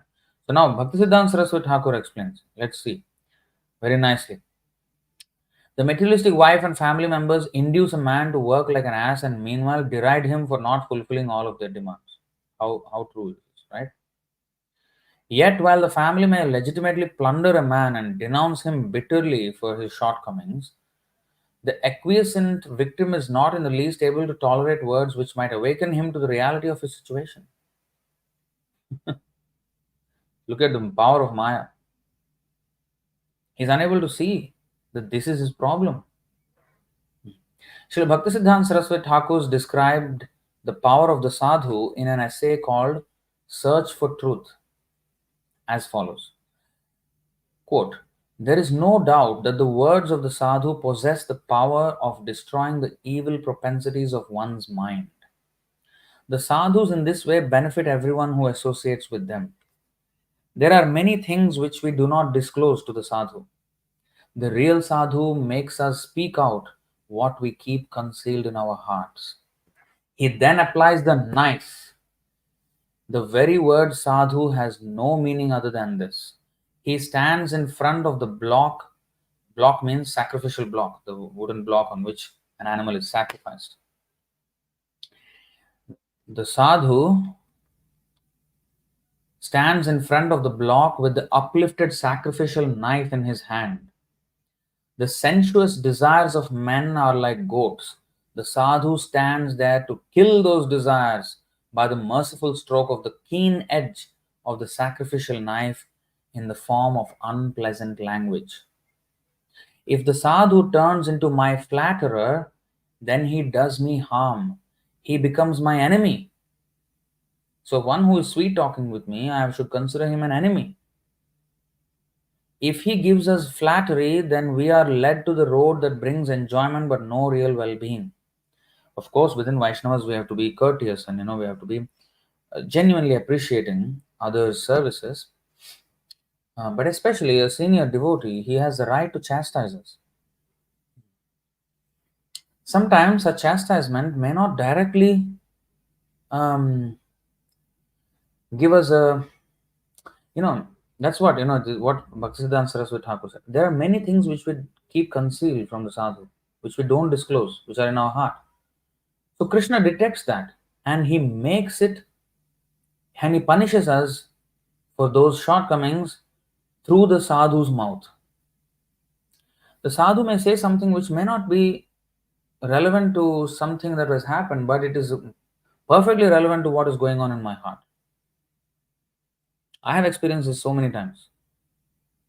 I get chastised for something which is may or may not be, I may be right or not, but that chastisement helped me in something else which was in my heart. So this happens so many times to me. I can totally understand what Bhaktisiddhanta Saraswati Thakur is saying here, but this is true. So if he gives us flattery, then we are led to the road that brings enjoyment but no real well-being. So this is very important. So that's why I wrote this stanza. Sometimes such care may feel very hard when material attachment is what we only when we regard material attachment to be important. Material attachment does not only mean family, money, and all this. No. It can get very subtle then. The desire to be known as a knowledgeable devotee is a material desire. The desire to be known as even among the company in the association of devotees, I want to be prominent. Sometimes it comes even in very, very tricky ways. Like, I want to sound humble so that people take me as a good devotee. I want the recognition of a good devotee, and I know a good devotee will be humble. So let me try to behave humbly so that people will consider me a good devotee. And I have seen so many of these kind of characters in the beginning of my devotional service where, you know, oh, you're pure devotee, Prabhu, you're Shuddha Bhakta, Shuddha Bhakta. That means he wants us to say that you're also Shuddha Bhakta, Prabhu. He wants that actually. So, acting humble. Bhaktisiddhanta Saraswati Thakur said these kind of devotees are called Dandavat devotees. They pay Dandavat Pranam, everything, but never follow any instruction, nothing. No discipline. And not just that. Ati Bhakti Chorer Lakshan. Too much humbleness is sign of thief. Really, genuinely humble is one thing. But sometimes thieves, when they want something from you, they will act super humble. And so that means something is going on. So we should be genuinely humble, genuinely, and it's not that, oh, I'm not humble, so let me just be show off myself as proud. No. We should be. We should always try to be humble. But along with our action of dandavat, we should, from our mind, in our heart, we should actually feel that. Feelingly, we should. Bhavagrahi janartan. We should have the bhava. Whenever we are doing things, we should have the bhava of doing that, not just officially. I think Prabhu was showing this. Nice, Prabhu showed this. I learned this in Russia. Um,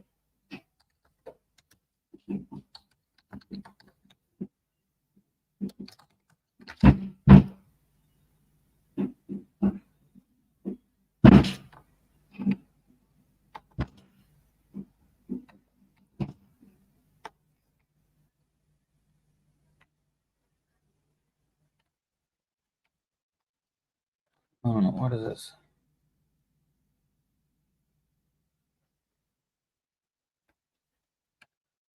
Official. I think 11 to 29, if I'm not wrong.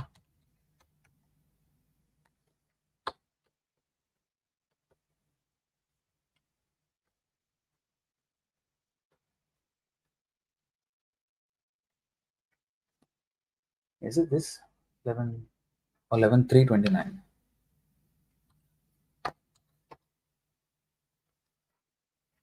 11/3/29, if I'm not wrong. So here, yeah, 11/3/29. According to Śrīla Bhaktisiddhanta Saraswati Thakur, the highest duty for devotees of the Supreme Lord is to establish friendship with those who have completely surrendered to Kṛṣṇa and who have thus achieved Sharanagati, shelter at the Lord's lotus feet. One should render service to both the Lord and his devotees, since the Lord is more pleased by sincere service rendered to his pure devotees. One should not only officially offer respect to the Supreme Personality of Godhead, his devotees, and his worshipful paraphernalia, but should actually render service to the representatives of the Lord, who are known as Mahabhagavatas. So this is Bhakti Siddhanta Saraswati Thakur. We should not just officially worship with feeling. So sometimes such care may feel very hard when material attachment is what we regard. We may then treat the devotee with utter disregard. Which is what I said, which is what Gaur Kishore Das Babaji, that story we just read. No, he left the association of Gaur Kishore Das Babaji. Then what happens? We will be barred from spiritual advancement. We will be blocked.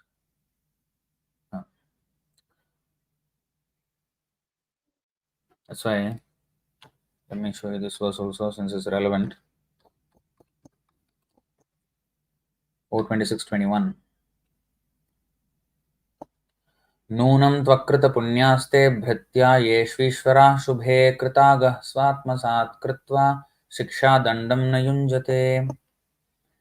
When a master accepts a servant as his own man, but does not punish him for his offenses, the servant must be considered unfortunate.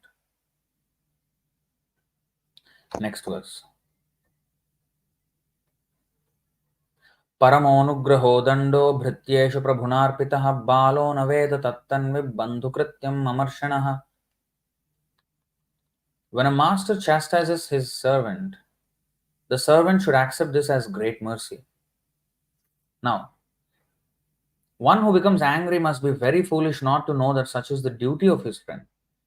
Now, accept this chastisement as great mercy, even though such chastisement is not exactly relevant. What I mean by that is, for example, Bali Maharaj, he gave everything to the Supreme Lord, right? First step, earth was conquered, Vamanadev. Second step, the whole three planetary systems, the whole universe was taken away. Now, Vamanadev asked Bali Maharaj, you have failed in fulfilling your promise. You see, when Bali Maharaj even rejected Shukracharya, his own guru, and offered everything to the Lord, thinking, okay, 3 paces of land, okay, fine. And with 2 paces, it was not a mistake of Bali Maharaj that Vamanadev could expect so much, and with 2 steps he conquered the entire universe. After, tricking Bali Maharaj like that, when Bali Maharaj lost everything, lost the trust, lost the blessings of his guru, lost his whole kingdom. For such a warrior as Bali Maharaj, who defeated the Indra, how much of a ego crush is that? He crushed his ego completely. In a moment, everything was taken away from him. He's a beggar now. Not just that.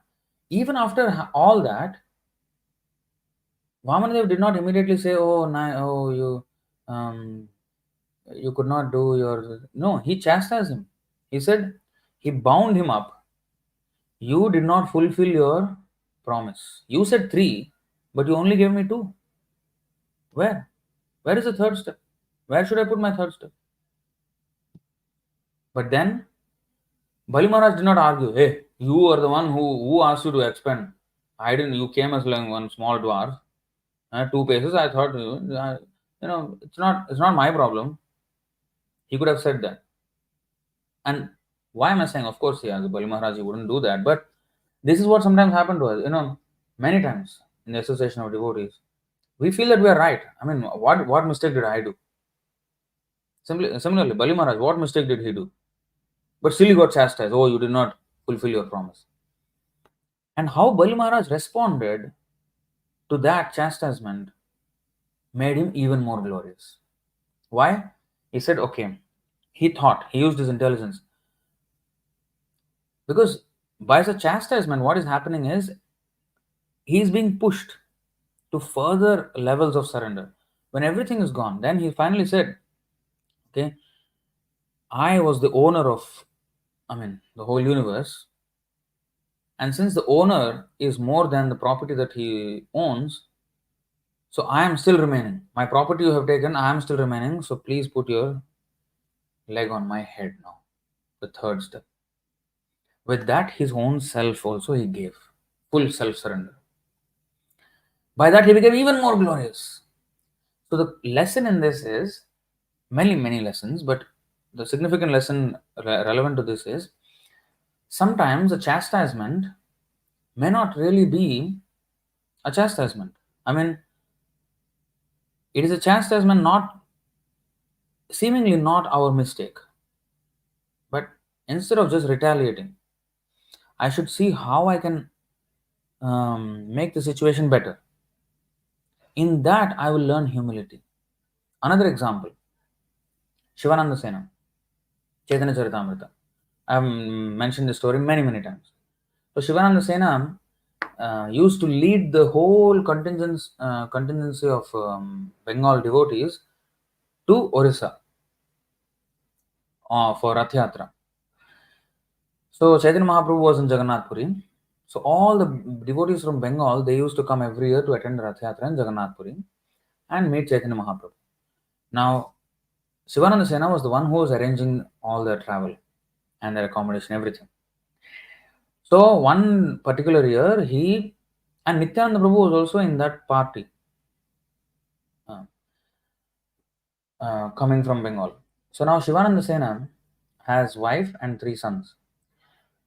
So he had wife and three sons. So one time, what happened? There was a big delay in the toll at the toll gate. So he said, "Okay, you all go first. I'm coming."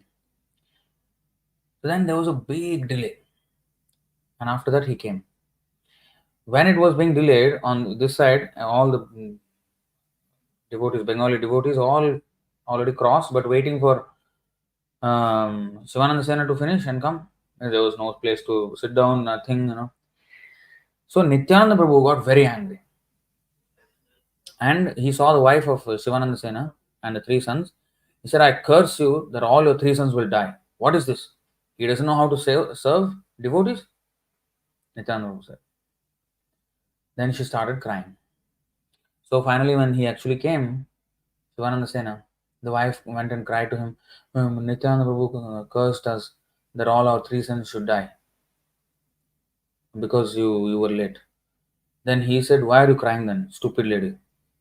Not only three sons, you both also should die because we did not serve him properly." Yes. He did not say, "Huh? Why did Nityananda Prabhu curse me like this? Huh? Was it my mistake? The toll gate, that guy was the problem. I did not do anything. Why I should be cursed? Why?" You cannot fight for justice like this. So, although it was not his mistake, he just simply accepted the chastisement. This is what I mean by even though the chastisement is not meant for the action, but still we have to be humble. And that is it. If there was absolutely no fault, let it be an incident where I can learn some humility. You know. So from these incidences we can understand how a devotee takes chastisement, even though there was no fault of his. So what happened? Shivananda Sena said, "Not only children, we also should die. Otherwise, it is not worth living after we have offended Nityananda Prabhu by not serving him properly." Then he went to fall at the feet of Nityananda Prabhu. Nityananda Prabhu kicked him on the chest. One may say, "What is this? What kind of behavior? Nityananda was kicking me on my chest. Huh? The so-called Supreme Personality of Godhead, what is this? This is not even sadhu, not even saintly, this is nonsense. I'll go away from here." You could have said that. But no. He started jumping in joy. He said, "The feet of Nityananda Prabhu, which even Brahma wants on his helmet, freely, even after offending him, he put his leg on my chest. Now my life is completely successful." He was dancing. Then Nityananda Prabhu also was dancing and he embraced him, finished. Three sons did not die, nothing happened. In fact, he became known as a great devotee. The glory of Shivananda Sena came out from that. So, we have to understand that even if the devotee chastises us very severely, it is still to our benefit. There may be some hidden materialistic propensities in our heart which that chastisement will address. Otherwise, why Kṛṣṇa arranged that chastisement for me? One thing we should understand, there is no such thing as injustice. There's no such thing. It looks injustice. Yes, we as we were given certain rules to follow by the Lord in human society. Yes, everyone has to do that duty perfectly. Yes, but what every individual is facing is what some reaction to what he has done. So even if we face chastisement, even if it was not our mistake, still we should take it as a blessing. Oh, today Prabhu has scolded me. Let me learn. You can keep a diary if you want. Okay, today Prabhu scolded me for this. I did not do it, but Prabhu scolded me. But it's good for me because I had this other thing, which this chastisement helps me to solve. So in that way, we can. Sometimes it may not come as a chastisement. Sometimes it may come as some misbehavior from another devotee. Within devotee circle, some devotee he misbehaved and it hurt me. But then that is also a learning lesson. So there are so many ways, so many incidents, so many things that can happen to us. But we have to always keep our intelligence safe. So otherwise, we are going to bar ourselves from advancing. So of course, this was a big topic, the whole topic of chastisement and association of devotees. I think recently in one of the lectures we also kind of addressed this, how to live in the association of devotees, because one of the devotees asked the question and we were explaining about that. Okay, next, a true devotee is one who reminds one of Krishna. So, who is the devotee? One who reminds one of Krishna. Chaitanya Mahaprabhu said that in the Chaitanya Charitamrita. Similarly, a devotee means he must remind one of Krishna. True disciple is one who reminds one of the Guru. That is also true, right? Like, if you remember Prabhupada, you will automatically remember Bhaktisiddhanta Saraswati Thakur, because he, carried out his order. And especially in our case, Sundar Gopal Prabhu, for example, showing all the verses, showing Prabhupada's purports, books, all Prabhupada's teaching. So he's always reminding us of Prabhupada and his instructions. So a true disciple should not promote himself as he is the next guru, always pointing to the guru, and everything is pointing to Prabhupada. So that is what a true disciple should do. Shiksha Guru means that is what he should do. A true disciple is one who reminds one of the guru. This births the afflatus to be Krishna's servant's servant. So this births means this gives rise to. This causes the birth of. This births the afflatus. Afflatus means divine inspiration. To be Krishna's servant's servant. Why this? Why I said this? Because the devotees who have faith in Prabhupada, when they see another senior devotee nicely serving Prabhupada and representing Prabhupada and just 100% Prabhupada, and they are divinely inspired to become a servant of the servant now. Prabhupada is the servant of Krishna, and his servant is a senior devotee who is very nicely serving Prabhupada, and I want to be his servant. So this Gopi Bhartu Padakamalayor Dasa Dasanudasaham, how one will want to be a servant of other devotee? That if that other devotee, the senior devotee, if he is exemplary, yes, I want to serve him. Yes. So a true disciple, when he's always pointing to the Guru, is reminding us of Prabhupada's instructions, then we get faith in that person because he's always showing Sadhu Shastra Guru. He's not speaking in speculation, he's not, and his conduct is also very top notch. That actually gives the inspiration to others to become Krishna's servant's servant. Otherwise, they will not want to surrender. I have my reservations about this person. I don't want to go near this person. They will say that. But if they see that this person is just serving Krishna and he's serving Prabhupada and he's just even at an advanced age he's pushing forward, taking the risk, taking the trouble to travel and preach. It's not easy. I mean, let me tell you, at the age of 70 to travel like this, it's not easy. But despite all the inconvenience, travel is going on. And I have seen, Prabhu's legs, just by sitting in the plane, Sundagopal Prabhu's legs all become swollen. Because after the heart attack, they took out the vein from the leg and put it in the heart. And after that, you know, his levels of stamina that he used to have. I mean, in his 50s, he used to walk so fast. We used to do Govardhan Parikram. He used to just walk so fast. We couldn't catch up with him in our early 20s. That was how fast he used to walk. But now he cannot walk so fast. He cannot walk that much also. His heart gets, so, you know, it's troublesome. It's troublesome. But preaching, taking the risk, taking the trouble. Many times he does not even want them to know that he is in trouble. I have seen that also. Only privately he tells us some things, but he doesn't want them to know, you know, because he says maybe they will be disturbed, they will be feeling bad or something. Just don't tell them. So like that, you know.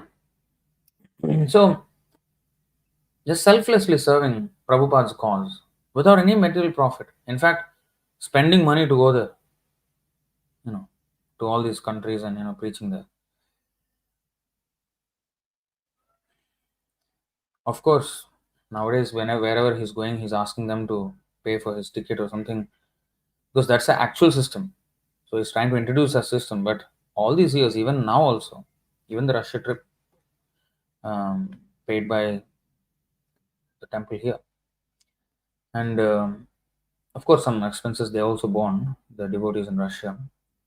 Um, so I mean, this is the way. I mean, taking all the trouble, and that kind of dedication will inspire the rest of the devotees to surrender, become Krishna's servant.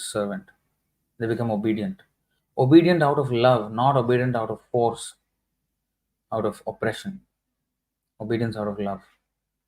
They will willingly want to. And in fact, we have seen Russia, when we went there, 5 people joined full time within that 1 month. Just by seeing, our preaching programs, 5 people surrendered full time. All young. You know. So, this births the afflators to be Krishna's servant's servant, extricating us from the fatal material ferment. So, this is a ferment. In two ways, it's a ferment. Ferment means one which ferments things. Our consciousness has become fermented, putrefied in this material world. And also, it is a frenzy. It's a frenzy of, our desires. Like it's a storm. Ferment means storm. And it's fatal. And it is, we're facing bhutva bhutva praliyate. Again, repeatedly, we're facing death after death after death. And also, spiritually, we are dead, So in every way, it is fatal material ferment, extricating us from this. So once one becomes Krishna's servant in the association of devotees, he comes out of this fatal material ferment, and his life becomes peaceful. He becomes joyful. He wants to serve. He wants to then become himself mature and then help others. In this way, very healthily, the whole movement will grow. While Madan Mohanji incarnates as the Diksha Guru, Govinda Dev incarnates as the Shiksha Guru. Those who understand this non-difference are safe on the path of their deliverance. This is very important. This also comes in that same purport, Adi Leela 1.47. Madan Mohanji incarnates as the Diksha Guru. Or the Diksha Guru is the incarnation of Madan Mohan Vigraha.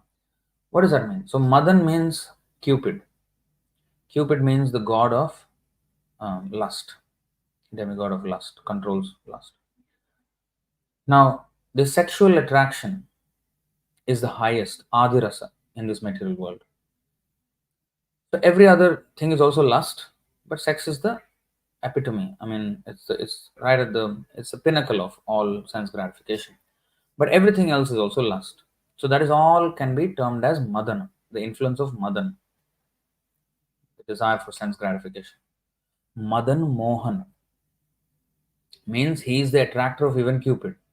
So now we are attracted by Madan. We are in this material world with our material desires, but he can attract us even from here.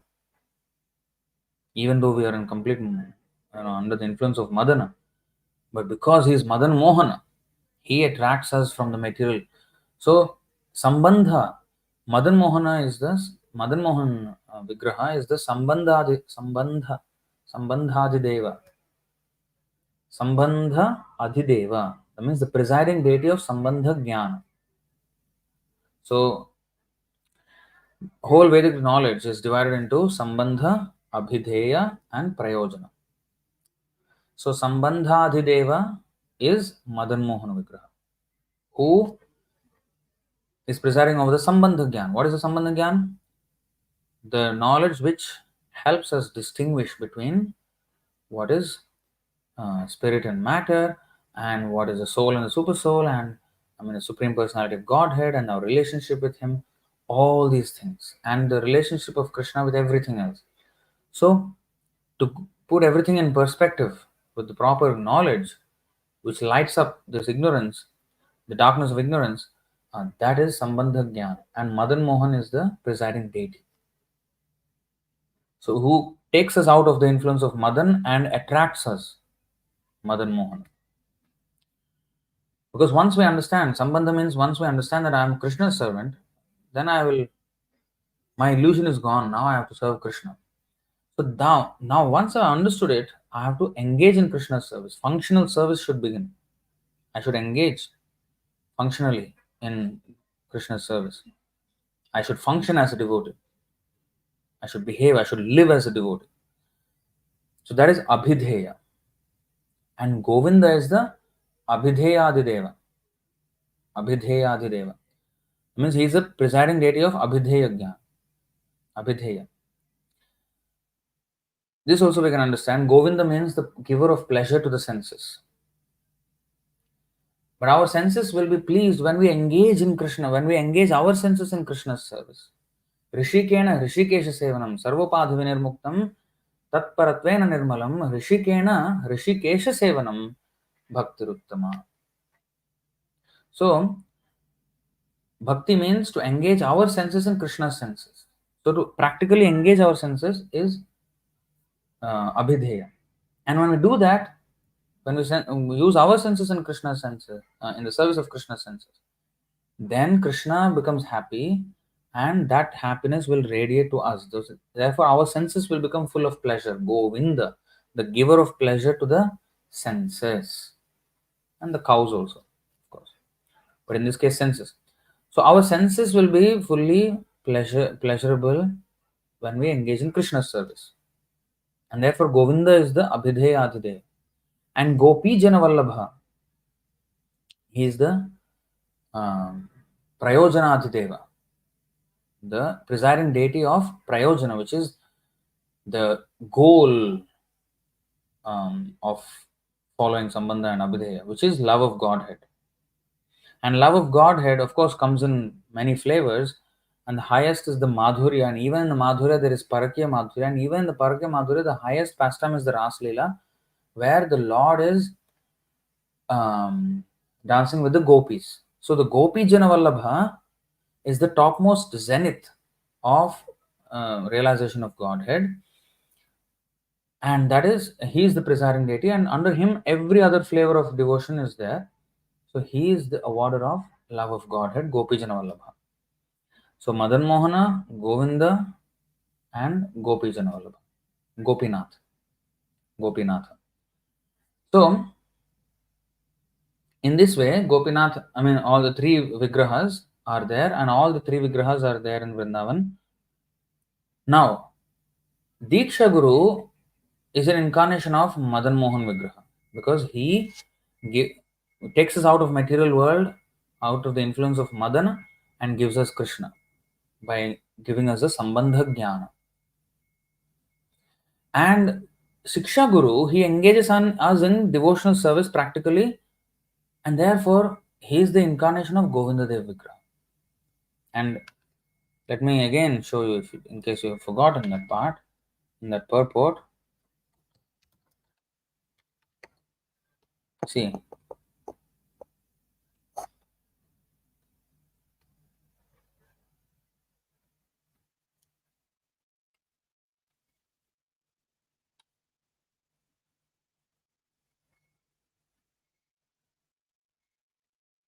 See, our only shelter is the Supreme Lord, and one who teaches how to approach Kṛṣṇa is the functioning form of the personality of Godhead. There's no difference between the shelter giving Supreme Lord and the initiating and the instructing spiritual masters. If one is foolishly if one foolishly discriminates between them, he commits an offense in the discharge of devotional service. Srila Govindaji acts exactly like the Shiksha Guru by teaching Arjuna the Bhagavad Gita. He is the original preceptor, for he gives us instructions and an opportunity to serve him. The initiating spiritual master is a personal manifestation of Srila Madan Mohan Vigraha, whereas the instructing spiritual master is a personal representative of Srila Govindadev Vigraha. You see, this is very important.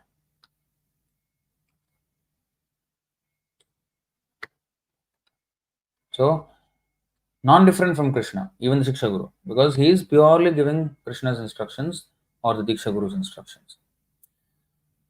So that's why Madan Mohana, those who understand this non-difference are safe on the path of their deliverance. Just now we have seen this.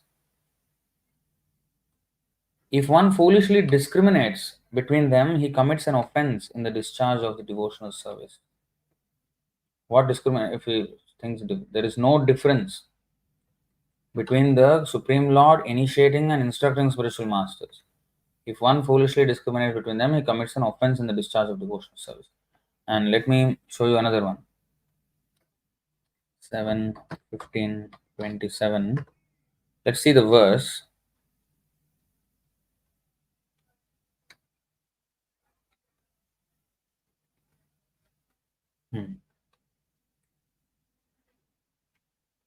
Let's go to the purport, last sentence. See. The spiritual master is as good as the Supreme Personality of Godhead, and therefore one who is very serious about spiritual advancement must regard the spiritual master in this way. Even a slight deviation from this understanding can create disaster in the disciples' Vedic studies and austerities. Even a slight deviation from this understanding can create disaster in the disciples' Vedic studies and austerities. So we have to be very, very careful in the association of devotees. Not an, oh, this is talking about Prabhupada. Okay, Prabhupada as good as Krishna, others all, I will just, treat them as ordinary people. No. As one, as one is advancing, one has to consider that devotee, the advanced devotees, closer and closer to the Diksha Guru. And they have to be given the same respect. Otherwise, when we will learn respect? Where we will learn respect? Only Prabhupada. If Prabhupada is here personally, also we will not give him respect. We will give him respect by giving respect to those who are giving him respect. That means the Shiksha Guru. We should give respect to them, to such a Shiksha Gurus. Such Shiksha Gurus. So this is very important. Even a slight deviation. So even with Shiksha Guru, we have to be very, very seriously and humbly approaching him and taking right instructions. And he will always give instructions from the Diksha Guru. So we should be very humble. We should understand this. So those who understand this non-difference are safe on the path of deliverance. Otherwise, as you can see here, disaster. Disaster. That's why I wrote this stanza like that. A sincere disciple is an acharya's pride. He serves the acharya even against the tide. So an acharya is always very proud of his sincere disciple. He's the acharya's pride. That's why Prabhupada said in the introduction to Bhagavad Gita, even if one person becomes a devotee, I consider my attempt a success. I understood the importance of that because it's hard to find a devotee, especially after the disappearance of the Guru, to follow and inspire others to follow. This is very, very hard to find. All the disciples can be, jumping 10 feet, 20 feet when the Guru is around, but when he's not around, that's where the real test is. So that's what I said here. The real test of his perseverance is after the Acharya's disappearance. This is not a recorded thing, but many devotees have related this, that Prabhupada said, your love for me will be shown by how well you cooperate after I'm gone. So I couldn't find the recording of this, but many devotees have related this, that your love for me will be shown. I mean, he's talking to the disciples, by how well you cooperate among yourselves after I'm gone. So that's where the real test is. The real test of his perseverance is after the Acharya's disappearance. And even against the tide, against all odds, the sincere disciple will serve the instructions of the Acharya. And such a disciple is the Acharya's pride. Like Prabhupada is the pride of Bhaktisiddhanta Saraswati Thakur. The company of such a disciple, who is the pride for the spiritual master, that kind of a disciple, the company of such a disciple is our good fortune. If we can associate with such a person, it's our good fortune. Our failure to realize this will be our misfortune. If we fail to realize this, if we take him like an ordinary person, that is our misfortune. That means even though we are so close, we could not take good advantage of such a personality. Did not take the opportunity to serve him, to understand from him, to advance in spiritual life, and instead we committed offenses. I mean, tell me, where else in the world we can get a devotee who is strictly just following Prabhupada and pointing us to Prabhupada and just selflessly getting us to become serious devotees? Who can? Where else can we get?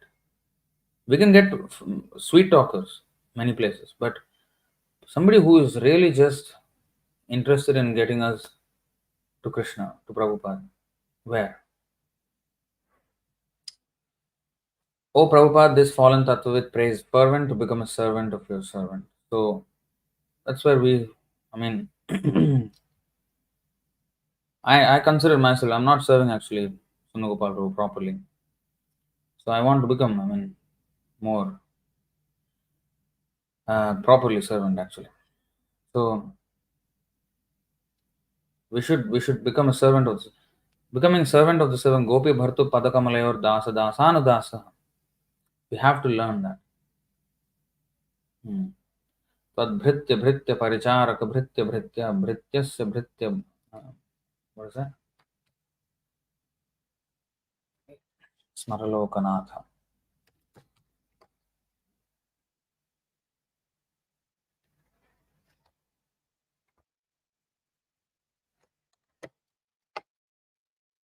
मज्जन्मनः फलमिदं मधुकैटभारे मत्प्रार्थनीयमदनुग्रह एष एव त्वद्भृत्य भृत्य परिचारक भृत्य भृत्य भृत्यस्य भृत्य इति मां स्मर Loknath. O enemy of Madhu and Kaitabha, O Lord of the universe, the perfection of my life and the most cherished mercy you could show me would be for you to consider me the servant of the servant of the servant of the servant of the servant of the servant of the servant of your servant. So this we have to become this. Not just by saying, but no, by actually behaving like that. So that's where our auspiciousness will be. So this is basically a commentary on our homage to Śrīla Prabhupada. And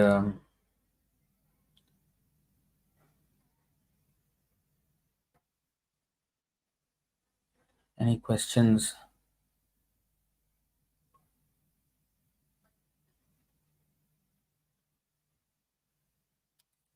Russia video. Yes, we will get to that.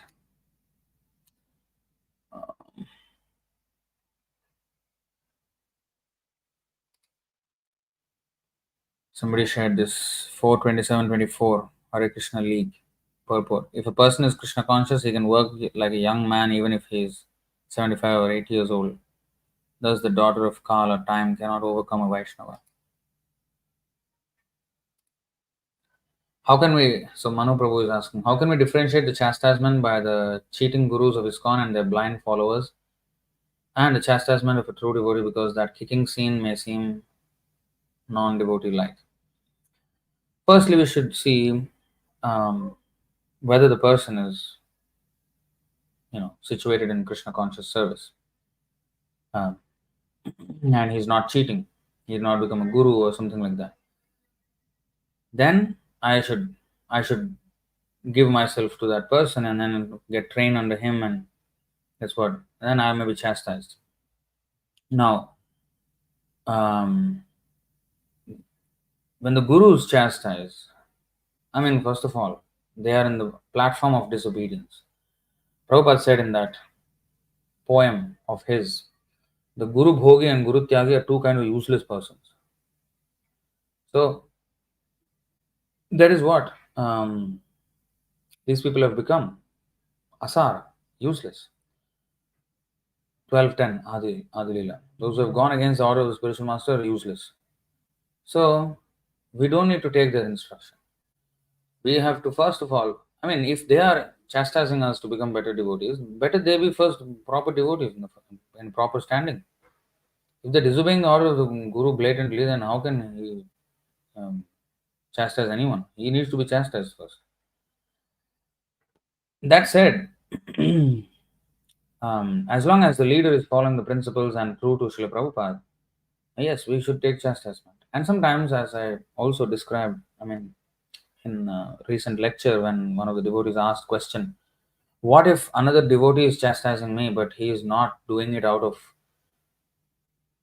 feeling or out of his goodwill for me? He's just trying to boss around, or he doesn't have the right attitude. He just is trying to show his might by bullying or something.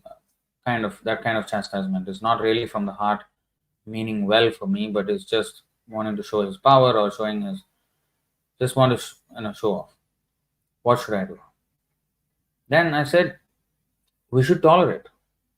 We should take that instruction. If okay, whatever he has said, however he has said it, whether whatever he has said, can I take any lesson from it? If I take out the tone in which it was said, when I take out the person who said it, the words itself, have I anything to learn from that? Can I put any of that into my practice and improve myself? If yes, why not? Or as I said, like Nityananda Prabhu chastised when there was no fault. Vamanadev chastised Bali Maharaj when there was no fault of his. What then? Yeah. So what if that kind of thing happens when I am not at fault but I am chastised for something, when there was a misunderstanding? Still, I can always humbly put it, I'm sorry, but I actually did not do this. I can explain myself, or take the chastisement in first. Don't retaliate. What can I change? What can I improve with this chastisement? Maybe it's not relevant to. Maybe I did not do anything wrong, but maybe something else which is going on in my head, I need to change. I can always take it in positive ways, even if it comes from the wrong person. I am concerned with what can help me. If good instruction can help me, that is a verse.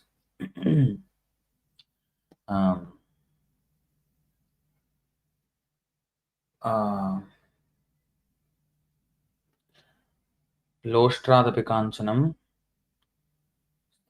स्त्रीषु दुष्कुलादपि अमेध्यादपि काञ्चनं. What is the first line?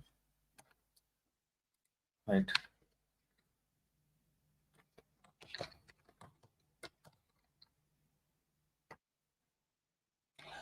विषादप्यमृतं ग्राह्यम् अमेध्यादपि काञ्चनं नीचादप्युत्तमं विद्याम्, or उत्तमं ज्ञानं sometimes, स्त्रीरत्नं दुष्कुलादपि. Chanakya Pandit says that one must catch what is right from any source. If there is a glass of poison with some nectar in it, he says one should take out the nectar and leave the poison. In the same way, if one finds gold in a filthy place, he should take it. Similarly, although according to Vedic system of education, one must be given instruction by intellectual persons like Brahmanas, if someone lower on the social scale has learned the truth, one should accept him as a teacher and learn from him. One should not think that just because one is lowly born, he should not be accepted as a teacher. And let us extend that to our situation. Oh, this person is not advanced devotee. Who is he to tell me? Oh, he has his own, ego problems. He's doing out of his own ego problem. He's instructing me like that. Whatever it is, I should take the good thing from any source. It should be like this. Vishadapi amritam grahyam, amedhyatapi kanchanam. What is that? Nichadapi uttamam jnanam, striratnam dushkuladapi. Similarly, if one is serious, of course, the fourth one is if a woman is coming from a bad family, but if she is good, then one should accept. Of course, that is for one who is wanting to become grihastha and become a grihastha. As brahmacharis, we don't have that problem. So, or we should not get into that. That is that. We will always consider any stri as Sri Ratnam if we want to get married. That stri will become Ratnam for us. So it is better to stay away from that. But the thing is, I mean, even for marriage, if the woman is a good woman, even if she is coming from a dushkulada, I mean, it's a bad family, she should be accepted. But the point is this: we have to accept. Chanakya Pandit says that one must catch what is right from any source. That's the point. Nichada pyuttamam vidyam. Why not? Even if he's doing whatever wrong intentions or whatever, whether I can learn anything from it, if I can, why not learn? If I unnecessarily keep grudge on the person, then I am polluting my mind. In the end, in the night, I will not be able to sleep because I have this all vengeance kind of feeling. But if I am just, okay, what can I learn from this? Okay, I'll take my lessons and I'll be at peace with that person and thank that person for, teaching some lessons, whichever it is, whatever it is a lesson. Sometimes the lessons are what we should be doing. Sometimes the lessons are what we should not be doing. Suppose that person simply completely everything wrong, then I can still learn that I should not behave like that. So it shows, I mean, that person has shown me what I should not do. Respect. Hare Krishna. So because you see, we have to learn tolerance, right? And the tolerance will come where? Unless there is some reverse, I mean, some provoking situations, where does the tolerance come from? And if I'm only in the association of devotees, I have given up non-devotee association, I'm now in the devotee association, who will teach me tolerance? This kind of devotees will be there to teach me tolerance. So let me take it as such. They are all, helping me to advance in Krishna consciousness. So I can always take good lessons from this. Of course, sometimes it can cross the line and becomes very abusive. Then yes, I must, bring my concerns to senior devotees who can solve the situation. But by and large, we should become more resilient. You look at the Pandavas' life. Did they ever complain? Kauravas were doing so much injustice to them. They could have easily gone to Krishna. Krishna, these Kauravas, this guy, this Duryodhan rascal is always disturbing. Now he did this. Do something. They had not just anybody, they had Krishna with them. What is that? Jayastu Pandaputranam Yesham Paksha Janardana. Krishna is on their side. Usually you will have some connection to solve your problem. You will go to the connection and get your problem solved, right? They have who as their connection? Krishna, who is so dear to Arjuna, so dear to Pandavas. So many things the Kauravas were doing. Not once complained. That, they banished them to the forest. They went to the forest. They never said, Krishna, see what they're doing. Do something. No. They went to the forest. So, they became resilient. They just kept faith in Krishna and then went. Any situation, they never complained to Krishna. They never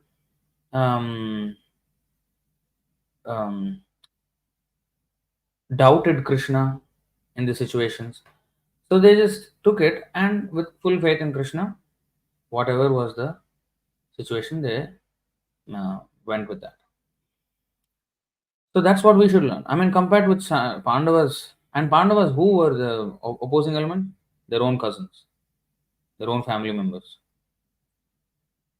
So in our, devotees are the real family, right? So all the devotees are like our family. Sometimes some god brother, god sister may misbehave. We should learn how to overlook these petty things and see the more higher thing that, oh, this person has also surrendered to Prabhupada and Krishna. So that is a great thing. So these are minor things which will be ironed out over time. And also, just as much as I am being tolerated by other devotees, I should also learn tolerating other devotees. It's not about tolerating devotees, actually. Devotees is not tolerating. We have to come out of our material attachment. Then, Tranadapi Sunichena, if we do that, that's why humility is at the core of this. If we become humble, then we automatically will become Tarorapi Sahishvana. We will become tolerant. Because with humility comes tolerance. And Amanina Manadena. Amanina means never expecting any respect. That is humility. And always giving respect to others. That is humility. So if that one Tranadapi Sunichena is done, everything else will be done and Kirtaniya Sadahari will happen. Otherwise, we are interrupting our chanting, our Krishna consciousness with all these thoughts, unnecessary thoughts, enmity with devotees, some vengeance, some, you know, all these things are polluting our heart. So we cannot chant the holy name like that. So in the end, we should understand that if I have any anger or vengeance about on some other devotee, I am harming myself. I am acting with self envy. I am envying myself. I am bringing my own spiritual life down. And why unnecessary? Take some lessons, give respect, move on. Keep yourself safe on the spiritual platform. That's what it said here.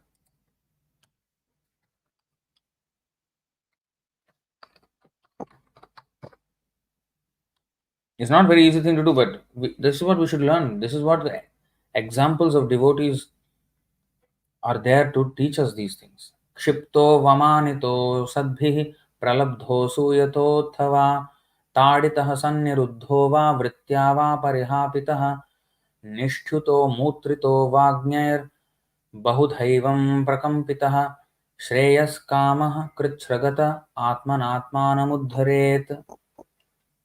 11, 22, 58 and 59. What is this? Even though neglected, insulted, ridiculed or envied by bad men, or even though repeatedly agitated by being beaten, tied up or deprived of one's occupation, spat upon or polluted with urine by ignorant people, one who desires the highest goal in life should, in spite of all these difficulties, use his intelligence to keep himself safe on the spiritual platform. What is this meaning? What is meant by use his intelligence to keep himself safe on the spiritual platform? Use his intelligence means reflect on the instructions of the Shastra, which will keep me humble. Keep himself safe means when he is safe, when he is humble. The grass is safe even in a storm. The coconut tree is the first to break. Tall coconut tree, break first. But the grass is just bends in humility when the storm comes, and then after the storm, it stands back again. So that is safe. So safe means by humility it comes. With humility, we can be safe on the spiritual platform. In spite of all these things, we should be uh, use our intelligence to be humble, not lose our control and become angry and become mayhem because that's not what we should do.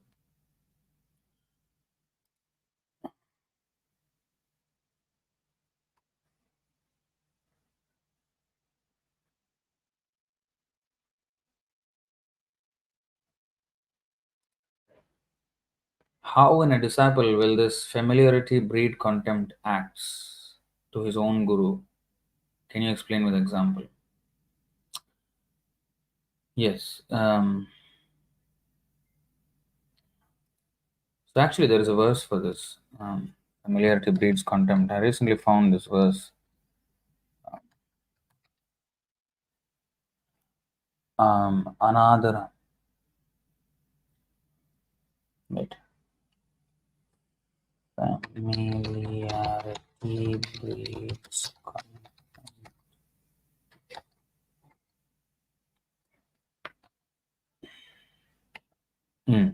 108431. Yes. In this world, familiarity breeds contempt. Sannikarshotra martyanam anadharana karanam. Yes. Anadharana. Adar means respect. Anadharana means no respect. Contempt. Karanam. The cause of such lack of respect is sannikarsha. Sannikarsha means proximity. You see, proximity. When we are near somebody, then atra martyanam. Martyanam means in this mortals. So for us, in this world, familiarity breeds contempt. For example, one who lives on the banks of the Ganga might travel to some other body of water to be purified. He is living in Calcutta, Kolkata. Ganga is passing by there. No, he must go to Gangotri. That is pilgrimage. Why the same Ganga is passing by Kolkata? That is not same pilgrimage. So he always thinks somebody else, something far away. And Bhaktivinoda Thakur actually wrote about this, that when an acharya is physically present, one does not give him much um, respect. But when an acharya leaves, then they will say that, oh, he was such a great acharya, this, that, this, that. Only the acharyas, all the great acharyas, always only past, but no acharya is present. So when the acharya is present, they don't give him so much, importance. So Sannikarshotra Martyanam Anadharana Karanam. So how this acts? Well, um, I think it's there in some purport or letter or what. That when a person sees the spiritual master also eating, he's also going to the bathroom, he's also taking shower, brushing teeth and everything. Like me, he's cold, he's also wearing sweater. It's nothing extraordinary about this person. You know, that kind of thing happens. And also taking for granted. He's there. Like Prabhu always says, in Singapore when I come, nobody comes to me. But with other countries I go, everybody come and ask questions so many and then try to take as much as association as possible. But when I come back here, so that is sometimes happens, and sometimes people even find faults. Of course, overseas also there are people who found faults, but that's why we have to be always cautious. We should not get carried away by proximity, and even sometimes the devotee may actually tolerate offenses, but one should not take it. Never mind. No, he's okay with that. No, one should always serve to the best capacity. You know,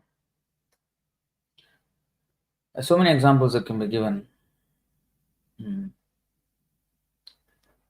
I mean, I myself am an example of this, perfect example of this. I don't know how to behave. I've also offended him so many times in the Gopal Prabhu. So that's why I want. That's why I wrote this offering. I'm, I'm thinking always on this, and even when I'm traveling with him, so much it was inspiring. So I'm always reflecting on these things so that I may not develop an offensive attitude.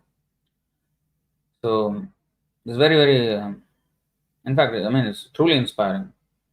And it is only because of stupidity that, one may consider such a person as an ordinary person.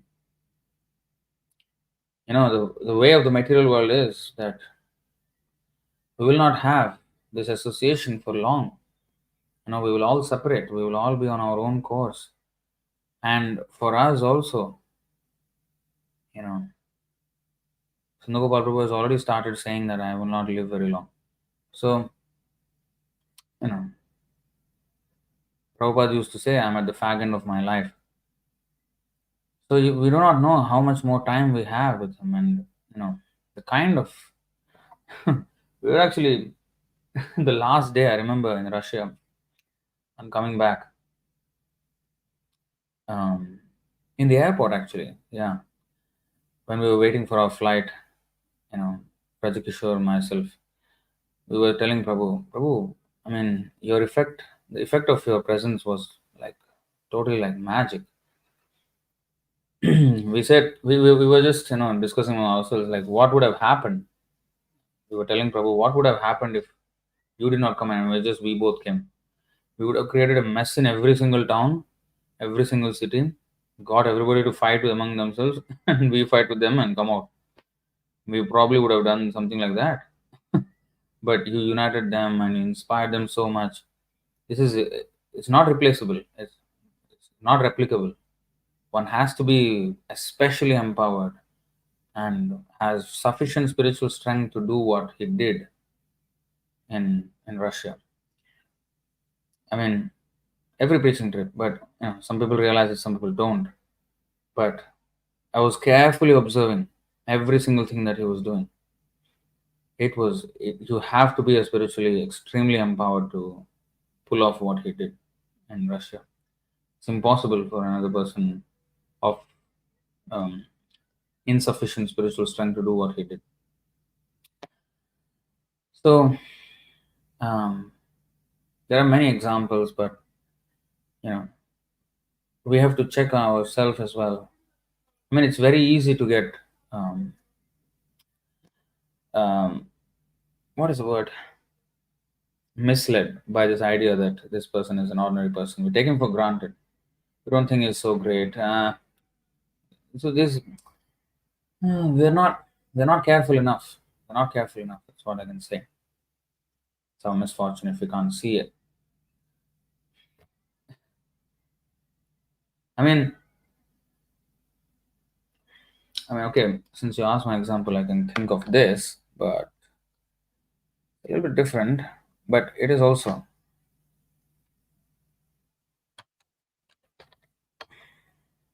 See this, Madhya 1899.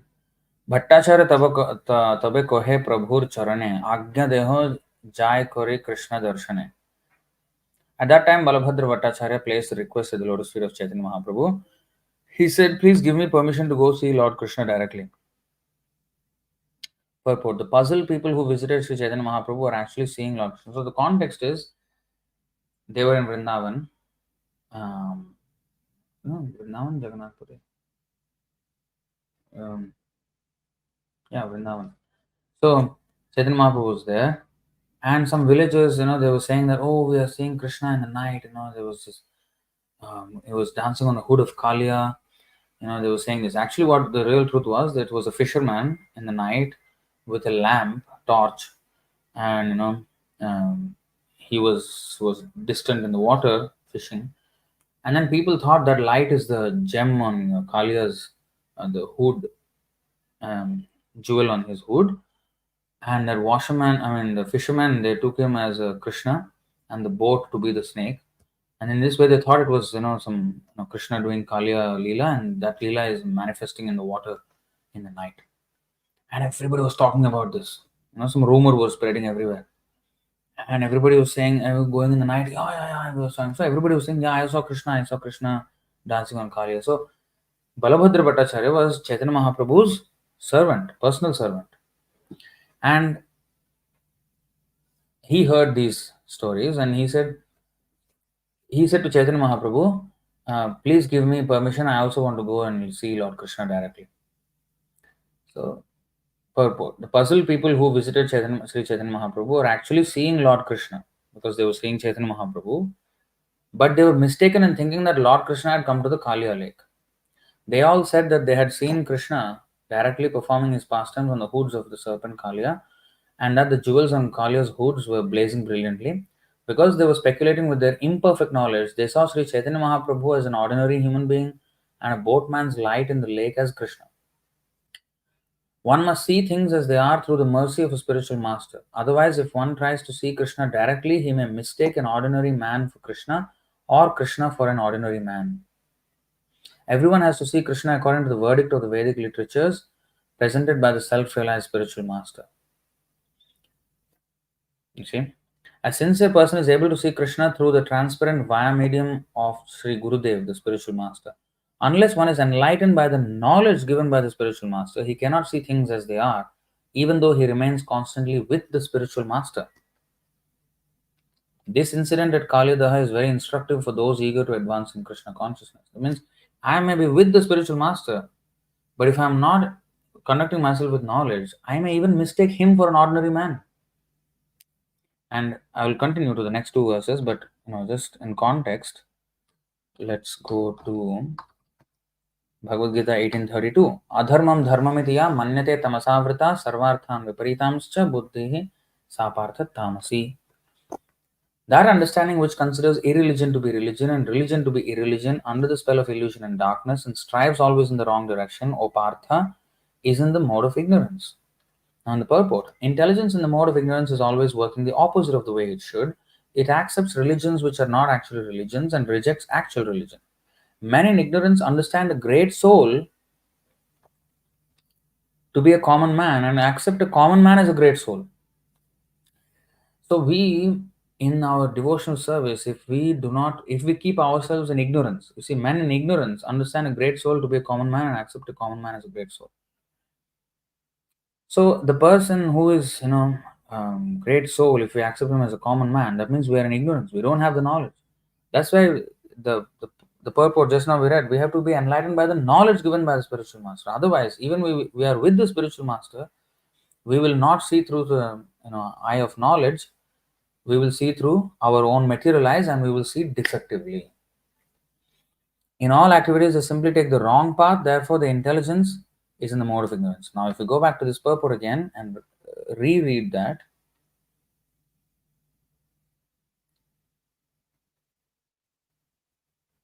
because they were speculating with their imperfect knowledge, they saw Sri Chaitanya Mahaprabhu as an ordinary human being and a boatman's light in the lake as Kṛṣṇa. One must see things as they are through the mercy of a spiritual master. Otherwise, if one tries to see Kṛṣṇa directly, he may mistake an ordinary man for Kṛṣṇa or Kṛṣṇa for an ordinary man. And similarly, let's extend that to the Guru also. If we see the Guru directly, we may mistake him for an ordinary man. We must see the Guru from the, teachings of Shastra. Oh, how great he is, how he is serving. So we should see that. Everyone has to see Kṛṣṇa according to the verdict of the Vedic literatures presented by the self-realized spiritual master. A sincere person is able to see Kṛṣṇa through the transparent via medium of Sri Gurudev, the spiritual master, unless one is enlightened by the knowledge given by the spiritual master. He cannot see things as they are, even though he remains constantly with the spiritual master. This incident at Kaliyadaha is very instructive. Now, next. तबे तारे कहे प्रभु चापड़ मारिया मूर्खेर वाक्य मूर्ख होयला पंडित होया. When Balabhadra Bhattacharya asked to see Krishna at Kaliyadaha, Sri Chaitanya Mahaprabhu mercifully slapped him.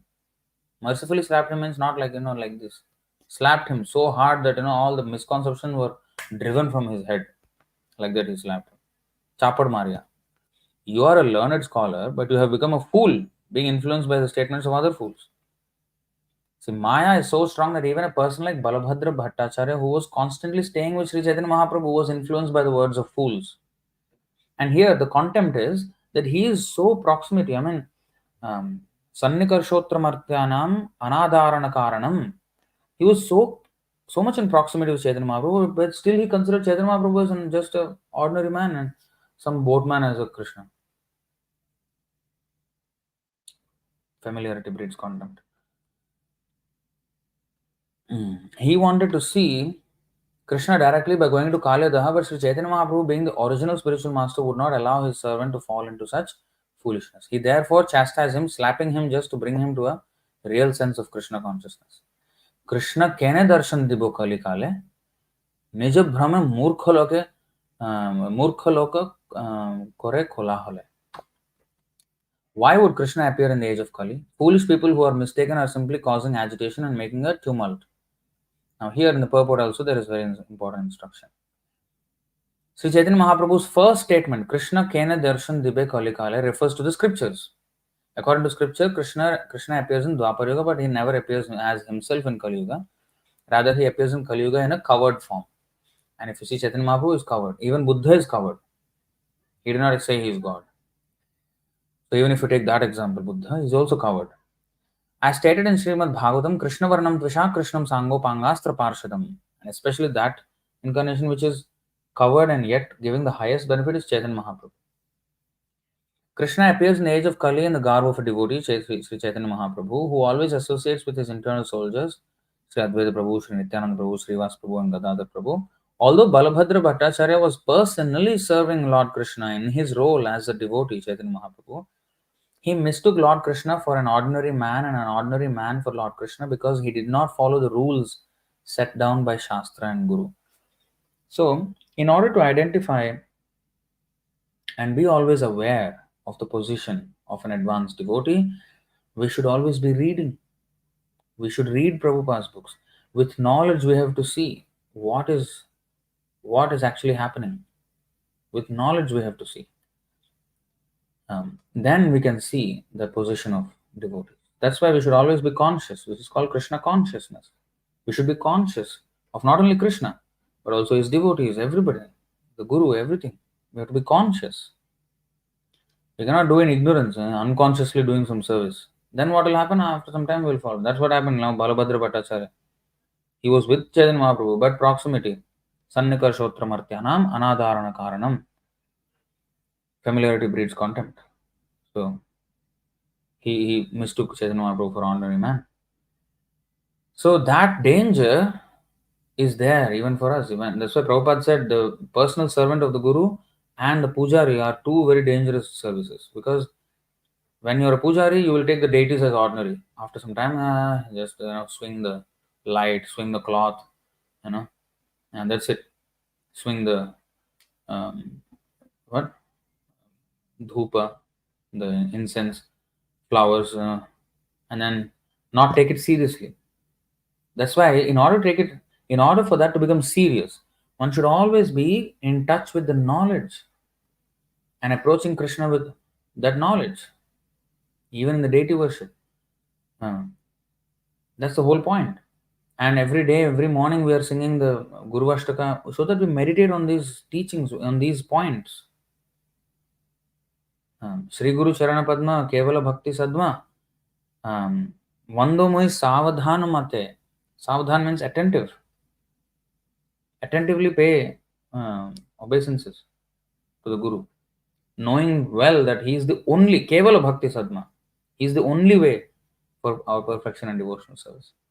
So, all these songs we are singing to remind ourselves, not simply some, okay, Guru Puja time, okay, Shri Guru Charana Padma. Not like this. That kind of devotee will fall down. Because this is called anadharana karan, no other, no respect. So we should be conscious. This is our movement is Krishna consciousness. Be conscious of Krishna, be conscious of his devotees, be conscious of everything. And the personal servant of the Guru, he also does also dangerous service, because he will be constantly with the Guru, and there is a risk of him considering the Guru as an ordinary man. I'm seeing him morning to night, nothing extraordinary in his life. So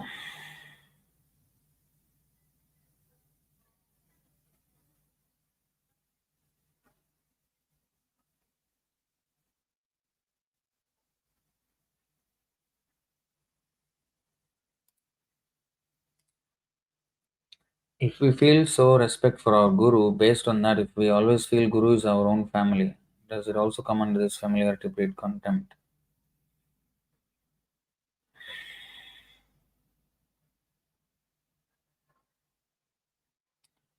No, that's not. Contempt means anadharana, lack of respect. Contempt means lack of respect.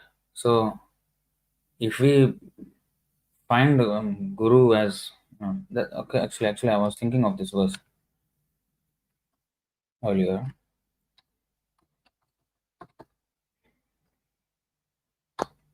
यस्य साक्षात् भगवति ज्ञानदीपप्रदे गुरौ मर्त्यासद्धीः श्रुतं तस्य सर्वं कुञ्जरशौचवत्. The spiritual master should be considered to be directly the Supreme Lord, because he gives transcendental knowledge for enlightenment. Consequently, for one who maintains the material conception that the spiritual master is an ordinary human being, everything is frustrated. His enlightenment and his Vedic studies and knowledge are like the bathing of an elephant. Now, this refers not only to the Diksha Guru, but also to the Siksha Guru. If you consider him an ordinary human being, because why? Because he's giving us transcendental knowledge for enlightenment. Now, okay, Prabhupada books are there, Prabhupada is guiding. But to give all the relevant instructions from various parts of Prabhupada's teachings and presenting it to us in one session like that, based on a question we have, that requires a person who has read thoroughly and has a good hold of the subject so well that he can glean all these evidences from different parts of Prabhupada's books, right? So how can we just not have gratitude for that person and consider him an ordinary person? So we should not have the materialistic conception that the spiritual master is an ordinary man. Everything is frustrated then. His enlightenment, Vedic studies, and knowledge are like the bathing of an elephant. That's why it is said in the Nectar of Instruction.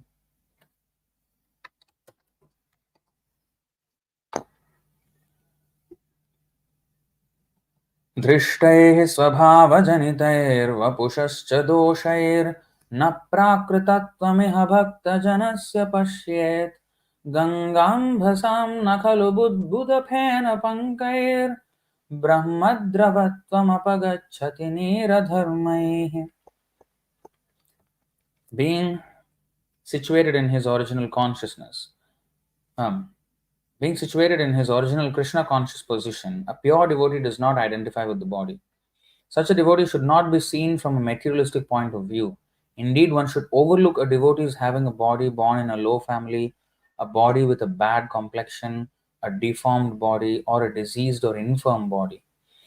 According to ordinary vision, such imperfections may seem prominent in the body of a pure devotee. But despite such seeming defects, the body of a pure devotee cannot be polluted. It is exactly like the waters of the Ganga, which sometimes during the rainy season are full of bubbles, foam, and mud. The Ganga waters do not become polluted. Those who are advanced in spiritual understanding will bathe in the Ganga without considering the condition of the water. So you can read the purport. It's not going to be long, but this is the point. So if you have respect, that respect should be coming from a spiritual shastric viewpoint. We should see how his actions are, corroborated in the Shastras by the Guru, Sadhu, and that's how we should always identify, and always keep ourselves conscious of the position of the various different devotees. That is second class devotee. Second class devotee, he is conscious. Third class devotee, he is stupid fellow. He does not know how to behave with devotees, outsiders, nobody. He will sometimes be very humble to our outsiders, and Prabhupada said we should be like a lamb with the devotees and like the lion outside when we're preaching fearlessly. But some people, devotees, neophyte devotees, are like the lion inside the temple and lamb outside. They're very humble. Inside the temple, lion fighting. So they don't know how to behave. ईश्वरे तद अधीनेषु बालशेषु द्विषत्सु च प्रेम मैत्री कृपोपेक्षा यः करोति स मध्यमः. You see, Madhyama means intermediate second class devotee called Madhyama Adhikari offers his love to the Supreme Personality of Godhead, is a sincere friend to all the devotees of the Lord, shows mercy to ignorant people who are innocent, and disregards those who are enemies of the Supreme Personality of Godhead. And sincere friend to all the devotees. And how to become a sincere friend to all the devotees? Well, there are different grades of devotees, and that is explained in Nectar of Instruction 5.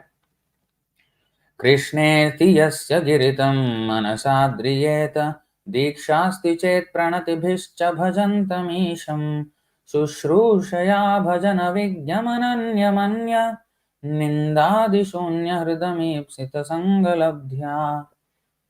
One should mentally honor the devotee who chants the holy name of Lord Krishna. One should offer humble obeisances to the devotee who has undergone spiritual initiation Diksha and is engaging in worshipping the deity. And one should associate with and faithfully serve that pure devotee who is advanced in undeviated devotional service and whose heart is completely devoid of the propensity to criticize others.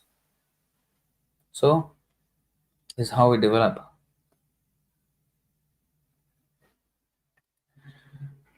respect.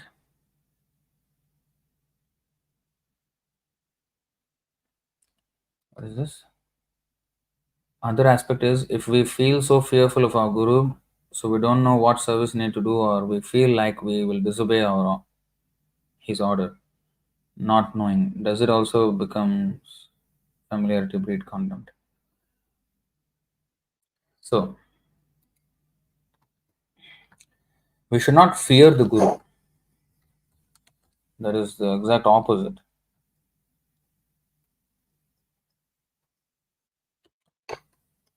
See here, 7:12:1.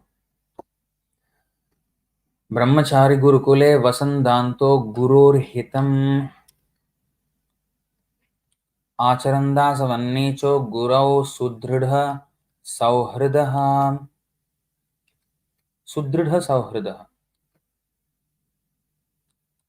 You know what is Sudrudha Sauhrida?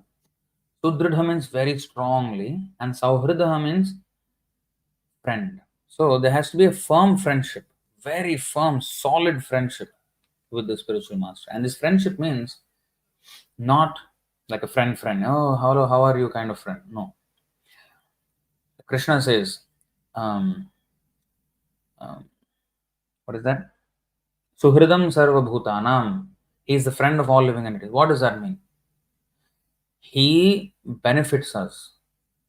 He works always for our benefit. That is what it means by him being a friend. Not that, oh, he's a friend of all living. Okay, Krishna, you are my friend now. Let's talk. No. He's our friend means he's always working for our benefit. He's not our enemy. He's not working against our benefit. He's working for our benefit. So he's our friend. He's always imparting instructions for our benefit. He's always doing, he's punishing us for our benefit. So that friendship, understanding very well what the Guru wants. You see, a student should practice completely controlling his senses. He should be submissive and should have an attitude of firm friendship for the spiritual master. With a great vow, the brahmachari should live at the Gurukul only for the benefit of the Guru. So, respect and fear, it's two different things. Fear is, maybe in the beginning, maybe we may be nervous, but then eventually we should understand what he would want, what he needs, what he would like. We should know that. We should get a pulse of, what he desires and then serve him accordingly. So we don't know what service to do. So that's in the beginning. Yeah, maybe when you're, you know, we may be nervous, but once we associate, slowly we will understand. Okay, what kind of person he is and what will, know, satisfy him, what will not satisfy him, what will irritate him. All these things we have to know. Hmm. So then we should serve accordingly. Then slowly we will learn. It's okay, even if we get chastised, that's fine. By the chastisement, no, like today, one devotee was telling me, "Oh, I made a salad and Prabhu scolded me because he did not." Um, he said, "What kind of salad is this?" And after that, I never made salad. I'm very afraid. I said, "No, that's totally the opposite of the thing you should be doing.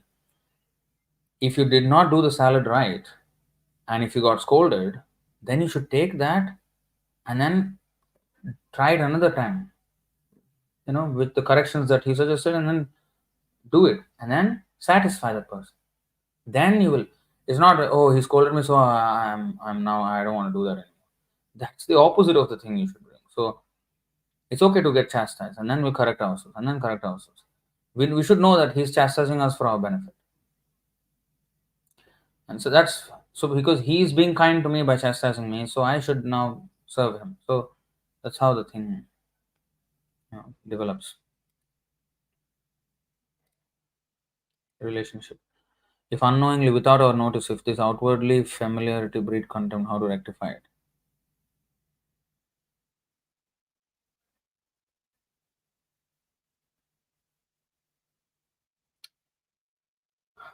We should we should First of all, any offenses, if we have identified our offense, then we have to go to that devotee, bow down, and reveal our mind. See, this is what I was thinking, and it was offensive. Um, so I want to correct my mentality. Please, help me, give me some blessings. Then the devotee may help out, by showing some verses or something, or he may encourage you in whichever way, and then make conscious effort of not doing that mistake again, and in that way. So, firstly, if I should be aware, I should be self-aware where I am and what I'm doing. Sometimes unknowingly I may commit offense, but as we become more advanced, we should become more sensitive to what we are doing and what we're acting and how our actions are, you know, uh, affecting others.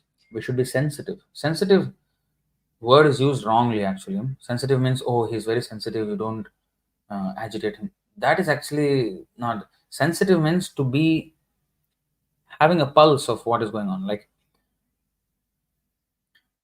he should be aware, micro aware of everything that is he's doing, how it is affecting others, and he should be more and more aware. Sensitive means to be aware of others, how they sense things.